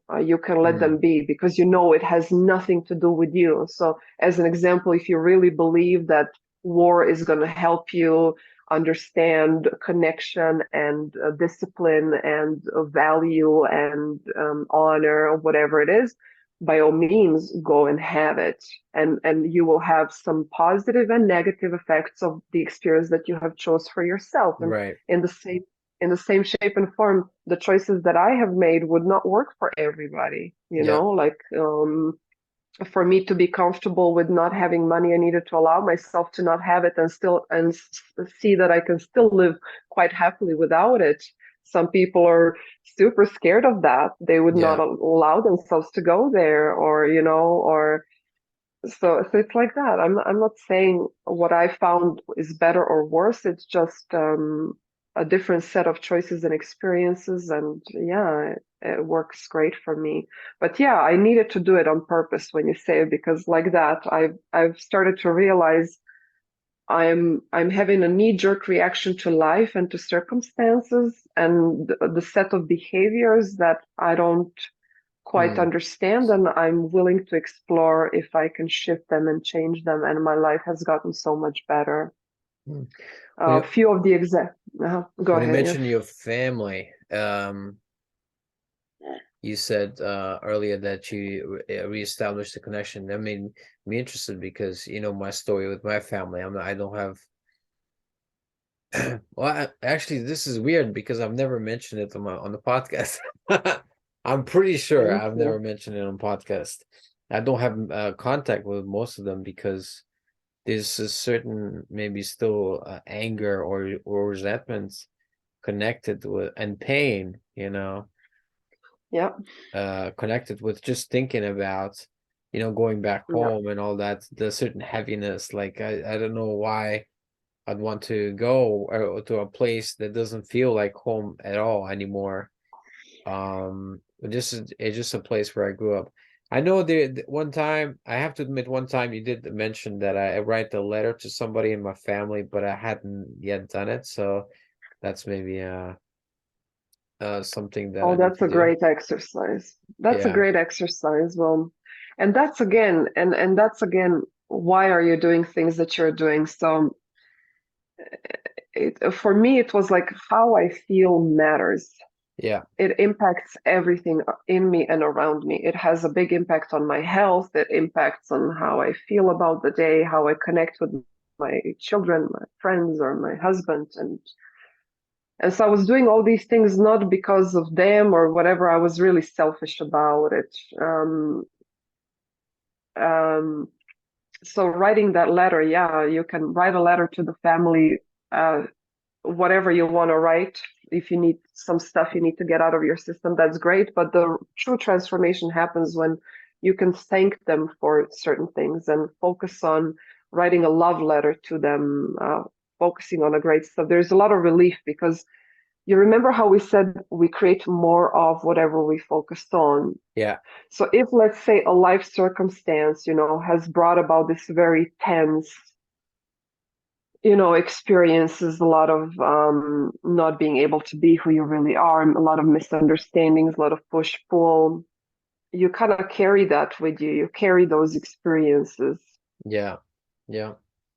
Yeah, writing that letter, I think, helps you shift the focus from that negativity and allow some of the positive aspects to come to surface. Because if you want to heal anybody, you will never heal them by constantly pointing into the wrongness of it. You know, if let's say you have a tumor, and if you just you have a tumor, you have a tumor, you have a tumor, you have a tumor. I mean, you're not going anywhere there. But if you're like, well, we have the solution for this, and there is Mm. a health now coming, you know, you give people opportunity to shift. What I also realize is that, you know how I said that all of the emotions are trying to give you a message, right? Yeah. So, so for a lot of people, anger and resentments are about this feeling of like, I wasn't able to be who I was. Mm. I was constantly being criticized and told to be something that I'm not in order to fit those kind of rules. And you got to work, you got to educate, you got to do this and that. But it's not working for people around me. So it doesn't make sense, right? So that's what it is. That's all really there is to it. And then finding ways to release that from your body. I know there's so many different ways. People do that by visiting me for sessions. Some people can do it through dance. Some people do it through body movement. For me, it was more about mental contact because I'm very cerebral. I love to think and I think a Mm. lot. And so for me, it was changing the opinions mostly that did it for me. But can be different things for different people. So I brought myself to such a state of being at peace with everything that happened and the choices of my parents and what their parents did to them. And I saw how kind of the cycle was repeating itself because nobody was able to kind of nourish that love aspect. Everybody was having knee-jerk reactions, you Right. know, to that which they have learned. And so to be able to shift the pattern, I feel like I was the first one that made that shift because of all the work that I did. But for me to be able to bring myself to the point to go back to the family and not feel bombarded by them, lost by them, or trying to change them, Mm. I needed to isolate from them for about 8 years. Wow. That's how long it took me, a long time. And there was a lot of guilt that was being released during that time, guilt for not being there for them because you gotta be there for your family no matter what, which is total bullshit. You really do help everybody when you're being honest with yourself. Like, no, this is not working for me. No, doesn't feel right for me. Yes, Yeah. this does work for me. Yes, this does feel right for me. Hold on. Can you pause for a moment? And I feel like that's the thing. We are just starting to learn how to communicate. People think we know how to communicate because we speak words and speak languages, but we actually don't know how to communicate. And I feel a lot of this disconnect with family happens because people don't know how to communicate. And if you Mm. had maybe an interpreter, to bring me to help you guys communicate from a place of honesty and place of vulnerability and a place of allowing yourself to open yourself a little bit more and what you believe to be true, there is a lot of progress that can happen. But the problem is a lot of people don't know how to do that. They don't take time to do it, or they're hesitant to call in for help and Yeah. whatnot. But for me, it happened really. The breakthrough happened just recently when I called my brother and I said, you know what, I'm noticing that in my mind I'm angry at you because we're not communicating, and I'm thinking that you're such an asshole and you don't care about me and blah blah blah, and I'm spinning in that anger for months instead of speaking about it. So here I am, I'm speaking about it. I think I don't really think those thoughts. The reason why this is all happening because I feel the need to be connected to you. And I would love to find a way to be connected to you from a respectful place. I'm not sure if we can do that, but I'm willing to explore. Tell me what you think. And he jumped right at it. He really joined it, and we had a really Mm. profound conversation, really cool. But we promised each other that we will be honest. And so I would start speaking some of the things that I've discovered, and he was telling me like, whoa, slow down. Something doesn't feel right for me there. I don't think I want to go there. It triggers Yeah. me, or it goes against my beliefs. And can we just take a break, or can we talk in a week? And I feel that's what's happening. That's where we're kind of heading into, to understand really, like that, not to be narcissistic and thinking that our way is the right way and the only way, to really have the respect for diversity, but also not to be ignorant and to really understand the effect that people have on you based on what they choose. So if Yeah. you choose to participate constantly in some kind of conflict, I'm not going to feel pleasant to, like, you're not going to feel like a pleasant person to be around for me, because I really appreciate inner peace and Yeah. and so yeah.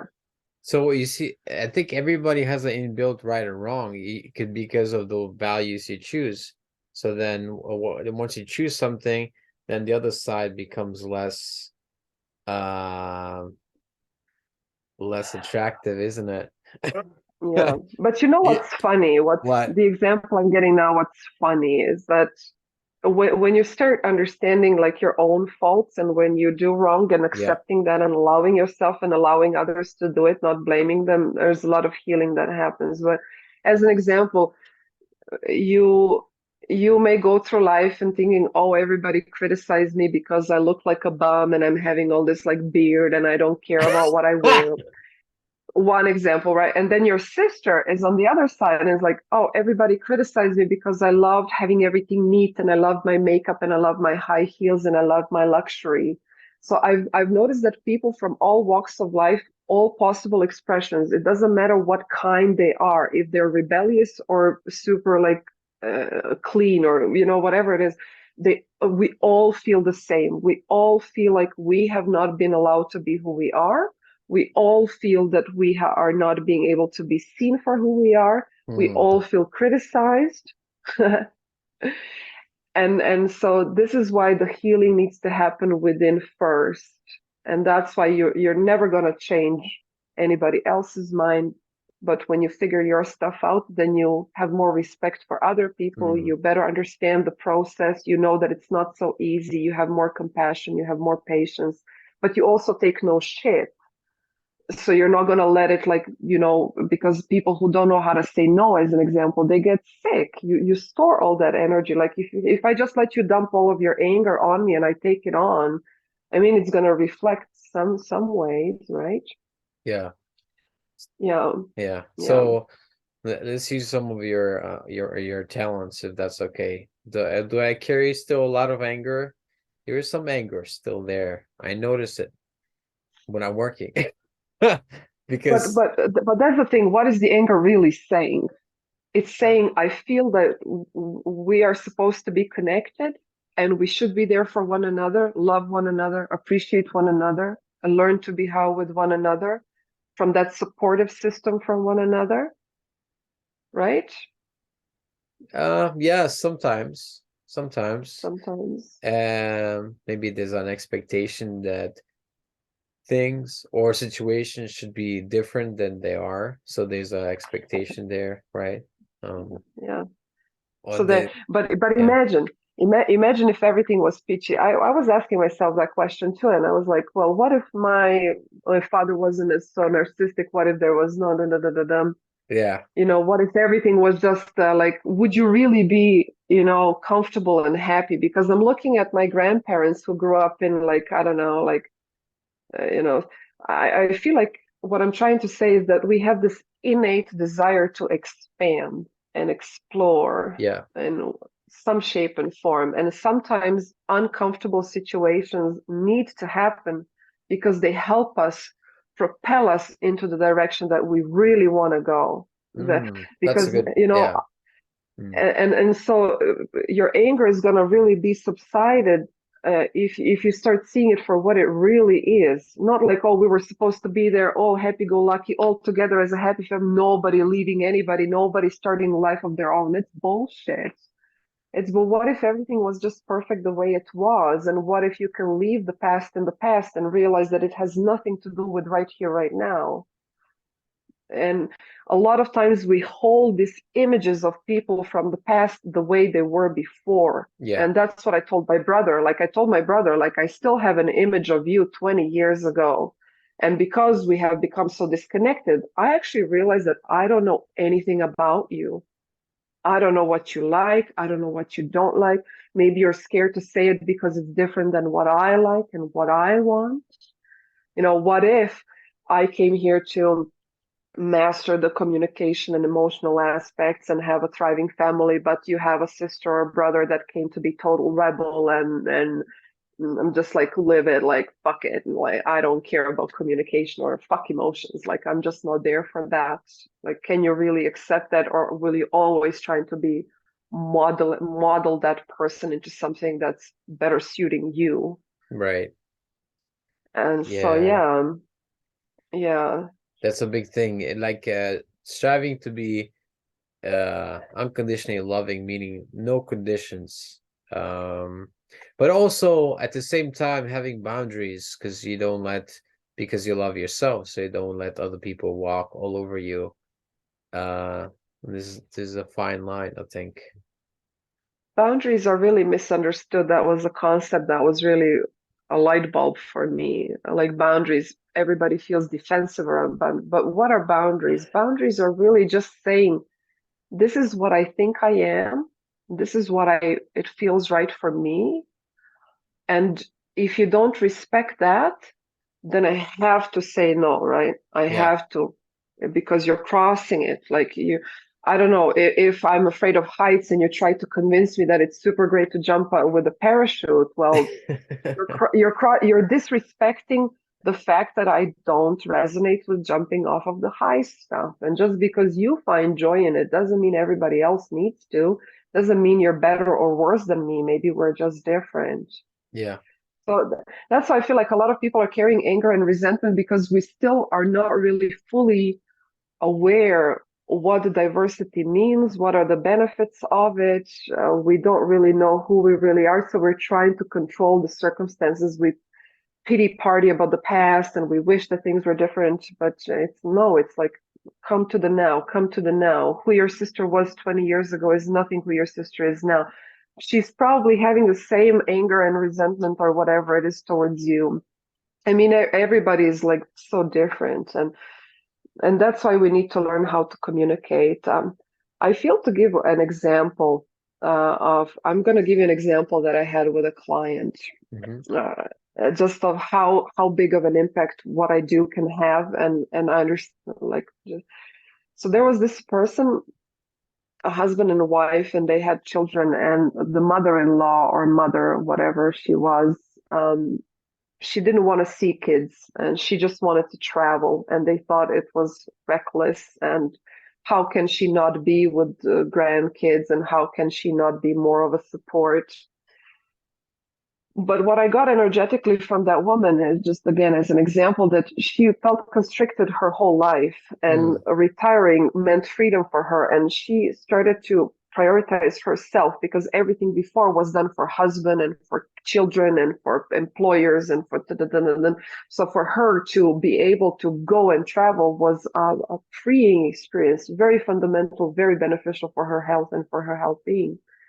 And so I said, what if you just allow her that experience? Stop trying to fight it. Don't see it as a final. Why do you keep thinking it will go forever? Why so much anger towards it? Okay, you want her to be more present, but at the same time, you're angry for her being who she is. It doesn't, we gotta bridge this, Yeah. somehow. And so pretty much the whole session was about him understanding mother, becoming friends with mother, seeing her from a different perspective and relaxing about it all, and saying, hey, if you need a couple more years to do what you need to do, I'm fine with that. I just really hope from the bottom of my heart that we find a way to connect again at some point, because I appreciate your presence. I like us being connected. I think it's good for everybody. So that was the core desire behind that frustration, was the desire to connect. And it goes a week by after that, and he doesn't tell me anything, because he's very business oriented, and Hmm. whatnot. And I'm guided, and I ask him, hey, did you see anything happen, anything shift for you? And he's like, well, I didn't really notice much, but yeah, but my mom like started texting me first time in like 10 years, out of nowhere, wanting to spend more time, but that's all that I noticed. I'm like, that's Ah, all. Wasn't that the very thing that you wanted, you came in for? It's like, and so you right. see, like, what I'm trying to say, like, him releasing the resentment and anger about his mom allowed his mom to come closer to him. Yeah. Yeah. because the Yeah. resentment is blocking it, the anger and the expectation. Yeah. If It you're really really does. desiring It really something from does. the other person, it's like they can feel it on some Yeah. level, you know?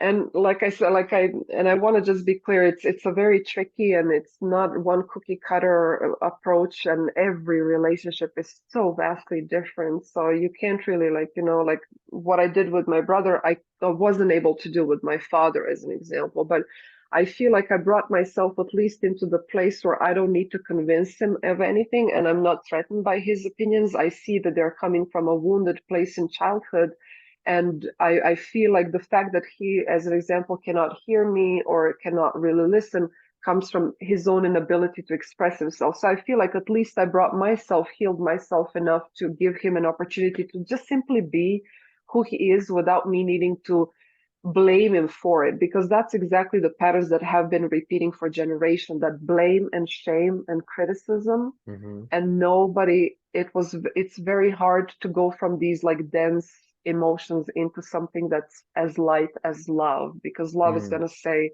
it's all good. It's like, if we talk it's good, and if we don't talk it's good. That's love. And if we were meant to be somewhere else we would be somewhere else, but we're not, and it's all good, and it was what it was, and it's all good. And if we find ways to repair the relationship it's good, and if we don't it's all good. That's Yeah. love.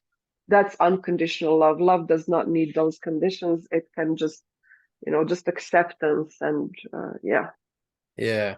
There's some moments when I feel like you know, it's not just a movie or a scene, it's like but I'll set a scene anyway where there's like Christmas and there's like the family is there with you, but not in a bad way, and everything is going good, and there's like I don't know, I used to have this feeling at Christmas, sometimes still do, of feeling really like alive and like just like loving the moment.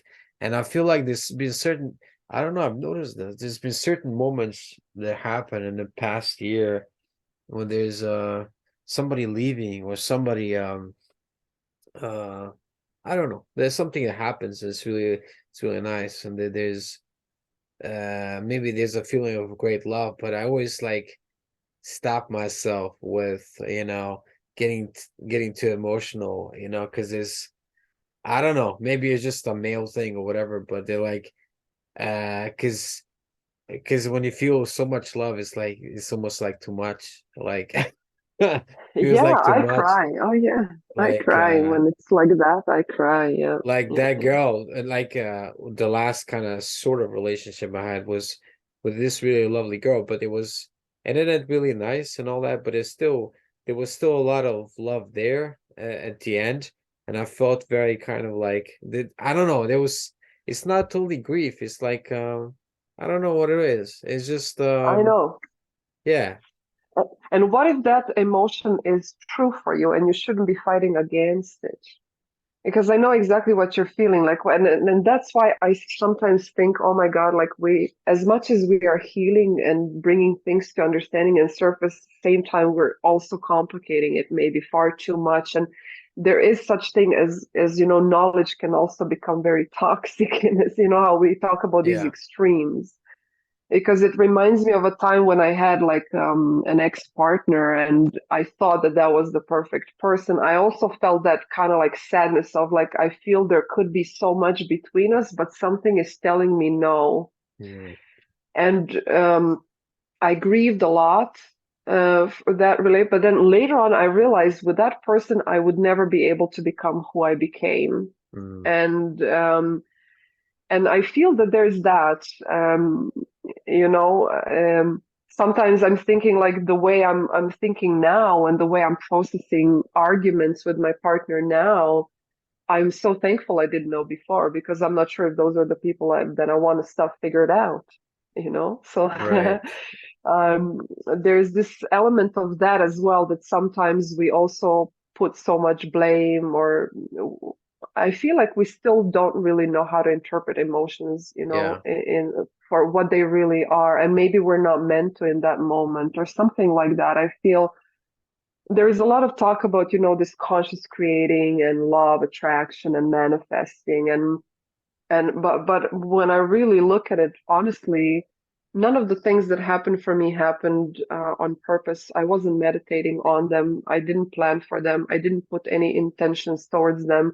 I feel it was more of like being ready to being taken Right. into a direction that was pulling and guiding. And even Is though it was uncomfortable, but like, fuck it. as Okay, a destiny let's almost, like it's something pulling you forth. Yeah. oh, yeah, but and do I think it was the best? I don't know. Like, and again, it's a choice. Again, we can feel victim or wounded about anything, or we can learn to be wise. Like, I don't Right. know. Do I wish some things were different? Maybe yes, but maybe not. Yeah, so sometimes we're Okay. overthinking things. Mm. Yeah, I What? know one time I heard. I sorry for interrupting, but I feel important to say. Like one time, as I worked on this healing kind of like stuff and understanding this, there was this psychologist, and she said she grew up with parent psychologists, so she learned that like healthy mindset from the very early age. She had very clear abilities to communicate, very good relationships within family. And so what that did for her is that she ended up such a long time in such a toxic marriage because she thought she was, not good enough, not communicating it good enough, or something like that. Like she was excusing a very toxic, bad behavior because she learned to process everything and analyze everything and figure everything out. So Wow. again, what I'm trying to say, like there is no good and bad people. It's like it just is, and you know, go for whatever is calling you, and if you can do it, do it, and if you can't do it, it's all right. Don't do it. But just this like sense of blame and everything is wrong and everything is wrong and everything is wrong. That's the greatest illusion we're breaking through right now. This idea that things are wrong all the time. Mm. I Awesome. should be doing that. I should be doing that. She should be like this. He should be like this. I should be. Yeah. No, I, nothing. Take it moment from moment, moment to moment, yeah. and choose love as often as you can, whatever that means to you. If it means saying fuck off, that's fuck off. Try to be better. It all depends, what you're called to do and what you're wanting. Yeah. Yeah. I have that sometimes, as you know, the feeling of I should be doing better. I should be doing more, this and this. But it's, if I could be doing better, I obviously would be doing something more in that area of life or whatever it is.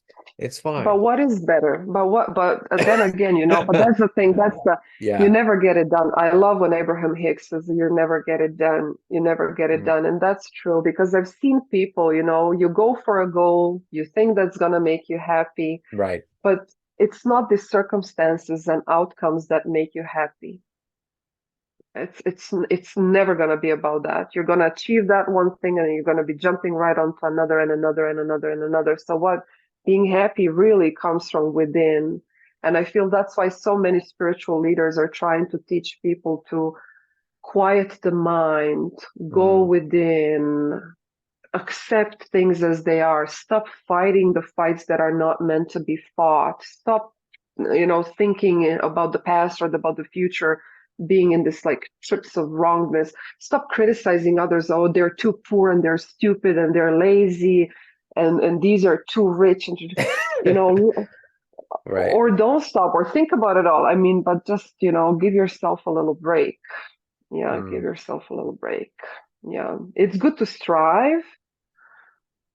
It's good to strive, but you will figure out everything you want to figure out. And Mm. sometimes nobody will be able to tell you how exactly you're going to go there. Like I'm psychic and people turn to me for predictions, but I always tell them the last thing I want to do for you is to predict. Mm. How do you mean? Well, prediction is just like reading the potential where you're mostly focused on all the outcomes, but you want to Right. realize your But power at you can creating something. change. Right. And if I predict something great for you, and then you are not able to align with it, then you're gonna feel like a failure. So my prediction actually did you wrong, and please forgive me for that because I gave you a certain craving point that maybe you are not ready to go for yet and whatever, and I did more damage for you than if just teaching you to be at peace with where you are and let things come to you in the way they're meant to come or whatever. Just knowing that at any point in time, whatever is happening to you, whether you're here or there or this or that or this or that, that what if everything is all right? And what if you're going to figure it all out? And what if you don't need to figure it all out? Like, you know, yeah, it's quite interesting. So everything basically can be for the good. Everything can happen for the good, and don't focus too much on predictions. I know sometimes I ask you for predictions, or see where a certain thing may lead, or a certain potential relationship might lead, but in the end, it's just like it's totally different thing might happen, or nothing at all might happen, and that's that. So there's the whole mystery of life. And this is the problem with like podcasts and books, right? And things like that, because yeah, which I love, by the way, but that's, or for me, maybe that's better Yeah. said, for me, why I don't typically gravitate towards it. But I like you because you tend to have interesting conversations. So, but that's it. Like, we're trying to narrow it down. We're trying to make it simplify for, a large majority of people to kind of understand and have something to hold on. But in my experience, things are so like colorful and personal and so different, so vast. There is not one rule there that could apply. So sometimes prediction is great. It can give you hope. It can give you focus. It can help you imagine something that was unimaginable to you before. As an example, to have choices, to feel relaxed. So it Yeah. can be good. It can be detrimental. Giving advice, it can be good. It can be detrimental. Love can be good, can be detrimental.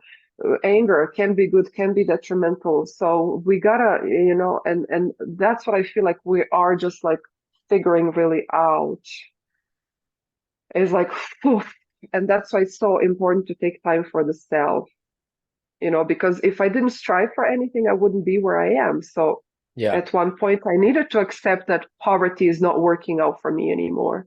And that maybe I'm making poor choices because of the environment I was in and I didn't have choices. And so I got used to not having choices. So even just the idea that I could have a choice was just so far out. Mm. I was like, how do you mean I could have choices? How do you mean?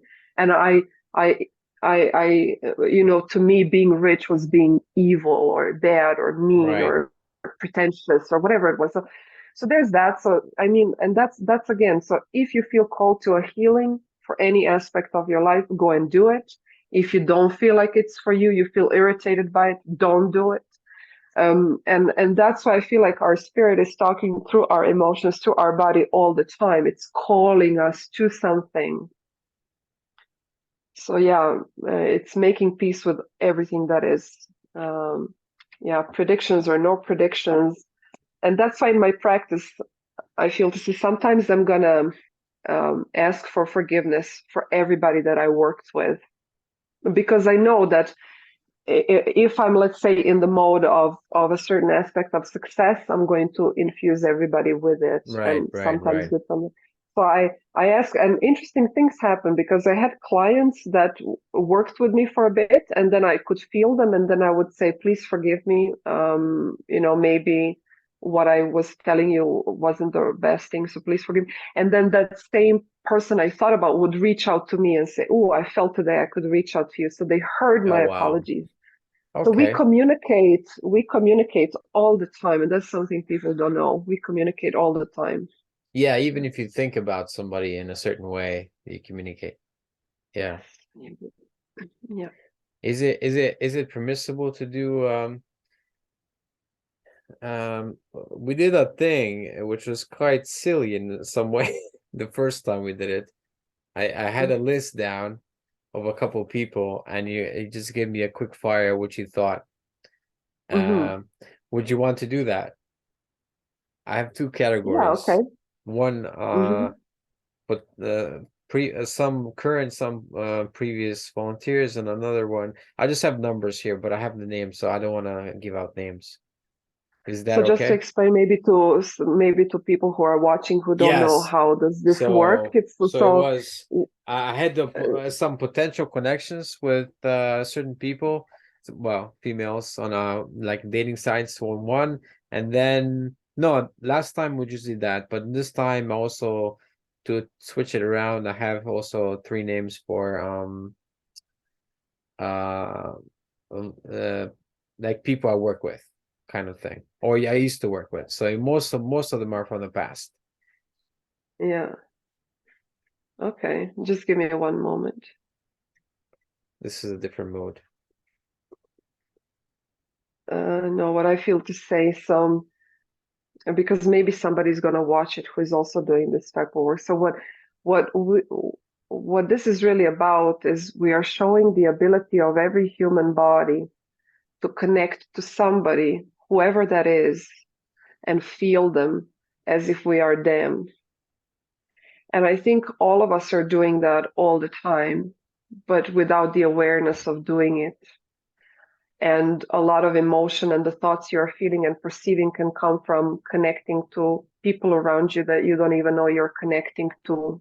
And I feel that's a part of the work that I do is, yes, I can tap into someone and tell you their intentions and their overall inclinations and compatibility and this and that. But what I'm really inviting people is to understand that they're doing it for themselves all the time.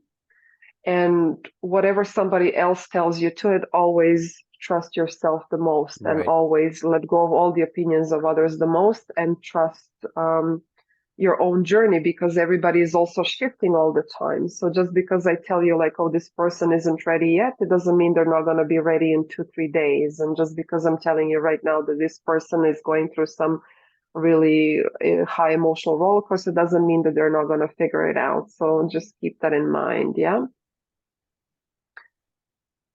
So, um, okay. And I don't know what kind of answer I'm going to give to you. I also get it could be different than what you're expecting because that's also part of my work where I'm not asking to deliver what you want to hear, but I'm delivering whatever is most important for you to hear right now, regardless of what your question is, to help you get to where you really want to be, kind of type of thing. Yeah. I think I'm very much at ease with all the potential answers I could get. So I don't Great. have a vested Yeah. interest. I don't have a vested Yeah. interest. I will say this. Okay. Let's start with the volunteer side first. Okay. And so name number one. Okay. Okay. Tell me the most annoying thing about them if you can make it very general Um because there's something annoying about them, right? yeah. Let's say loud. Loud. Okay, and I know you're trying to kind of make it private and without revealing the identity, but this could be healing for everybody, even that person included. So again, it's if you allow the transparency, it could bring healing for both. But the first thing that I got was annoyed, annoyed, annoyed. So that's the energy that gets most triggered when you are around that person. It's like this person just by its very existence, it's triggering you. So when you say loud, is it possible that when you were a child and you were loud, your parents were telling, quiet, quiet, quiet, quiet. It's bad to be loud. Don't be loud. Or you were sensitive to noises and you didn't like conflict and loudness and things like that, right? Well, maybe my grandparents maybe did that, or Yeah. because my parents A lot certainly of didn't, people. because my parents are deaf. Oh But yeah. my Oh but yeah. I lived in the same house as my grandparents, so I had both, you know. Isn't that also interesting? So your perception of sound and loudness is very much, connected to your experience to the sound. So on one hand, you have parents and society that labels loud as wrong, as not good, and quiet down, respect others. On the other side, you grew up with parents who were deaf, so you kind of grew up in more quiet kind of space and time. So for Yeah, you, loud noises, and I've noticed actually that in a lot of like high sensitivity kids who are very in tune with emotions, loud is perceived as like something is kind of wrong. So right. So I again get, if you can give this person an opportunity to not identify them just by, fact that they're loud, see them beyond their loud, is going to maybe help you establish, I get an opportunity or an opening for them to hear you, Mm-hmm. and maybe really kind of able to tone it down when around you, because you will give them that opening, that opportunity. If you keep Mm. seeing this person is just annoying and loud, that's what they're going to stay for you. They're not Okay. ever going to be able Okay. to change, because you're holding on to that identity about them, right? For them, I get being loud is almost like important. Um, it's interesting because I get, for them being loud, it's coming from a place of like, I will never ever again in my life not be heard. Oh, wow. Okay. Yeah. Interesting. So if this person really gets the idea that you really hear them, even when they're not loud, it will give them an opportunity to calm down. So like, I don't need to yell to be heard. I can tone down and still be heard. Yeah. So you see how it's interesting how, yeah. Okay. That's what I feel to say about this first person. But I get genuinely, both of you have very positive geared intentions towards one another. There's maybe just this animosity because of the differences of what you perceive important and of value than the other. So for him or her could be important to be loud, and for you, you have appreciation for like the calmness and the quietness and the different ways of being. Mm. And isn't that so? That's where this communication abilities that we are learning are really coming into place, because that's it. Yeah. Instead of being triggered and having knee-jerk reactions both from their side and your side, Yes. how can we see it for what it really is, and then allow some form of solution to maybe come? Because I really believe there's always a solution. You will Mm. either move away a little bit from this person to not perceive them as love, or you will be able to make a deal like, hey, if I ever have a feeling that you're like yelling in my ear, can I just put my hand up, and you will realize that you also can't just be yelling into everybody's ears, and Mm. so just the willingness to collaborate and see each other, that's love. Mm-hmm. That willingness to work it out is love. Yeah. Okay. So you're teaching each other love. Interesting. You by being annoyed by it, and him annoying you. Yeah. Yeah. Okay. Yeah. Yeah. Um, Okay. what about Okay. I noticed we're almost 2 hours into it, so how Yeah. about yeah, I'll just shorten it by just giving maybe one from the other side now. We'll finish Okay. with that one. The first one. Okay, we're done. Are we going With to the it, next person? yeah, with the Mhm. dating. First one from the dating side. So this is a dating site. Yeah, This is a dating but the site. first name here.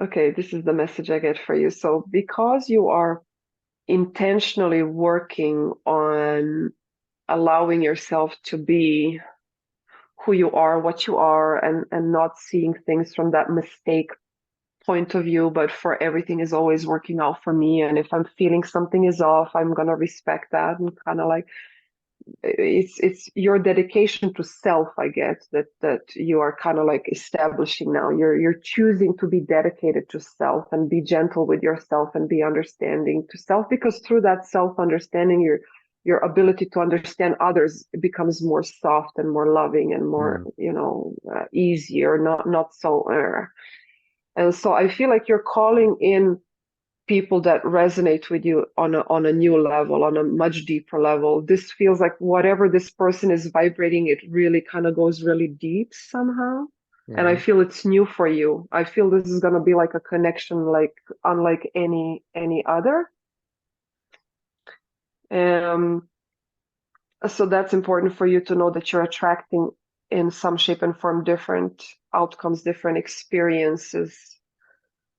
But then it's important to understand in relationships, it's never like done and done. It's not like we find a person and that's our person. Or I don't Right. believe in like, this is my person. There's no such thing. It's always like, how far can I go?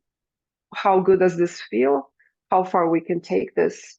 Are we growing or are we stagnating? And this is what ultimately decides on a relationship. Because, as an example, my partner is not a perfect partner. He challenged me a lot, but I like the way I'm growing through that challenge because I became better listener. I became less offended at other people's opinions, and it happened through very uncomfortable, moments in our relationship. And so sometimes I feel people nowadays are just like, like that, like they're trying to isolate only to the good feelings. Right. And I mean, that's not what relationships are. Relationships are all about growth. So just keep Yeah. that in mind and see where this is taking you. And I also get for you to let go of this idea, and that, well, no, I get you. You already are free from that idea. I feel like you right now are in the really good place when it comes to finding a partner. This is the place where we want everybody to be when finding a partner, and that is the place of I'm dedicated to myself. I'm choosing to be transparent and as honest as I am. I'm accepting myself fully as I am. I am with all my anger and all my resentments and all my sadness and all my happy and all my joy and all my peace wherever I am where I am, and I'm okay with that. And if you can be okay with where I am and what I'm at, we're going to complement each other beautifully and grow. But if you are trying to change me into something that I'm not ready to be, it's not going to work, and I'm going to notice it right away. And I'm going to Mm. translate that as something is feeling off or I'm not really being happy. And so yeah, a lot of potential in that relationship. Oh, I'm wow. very curious to actually see.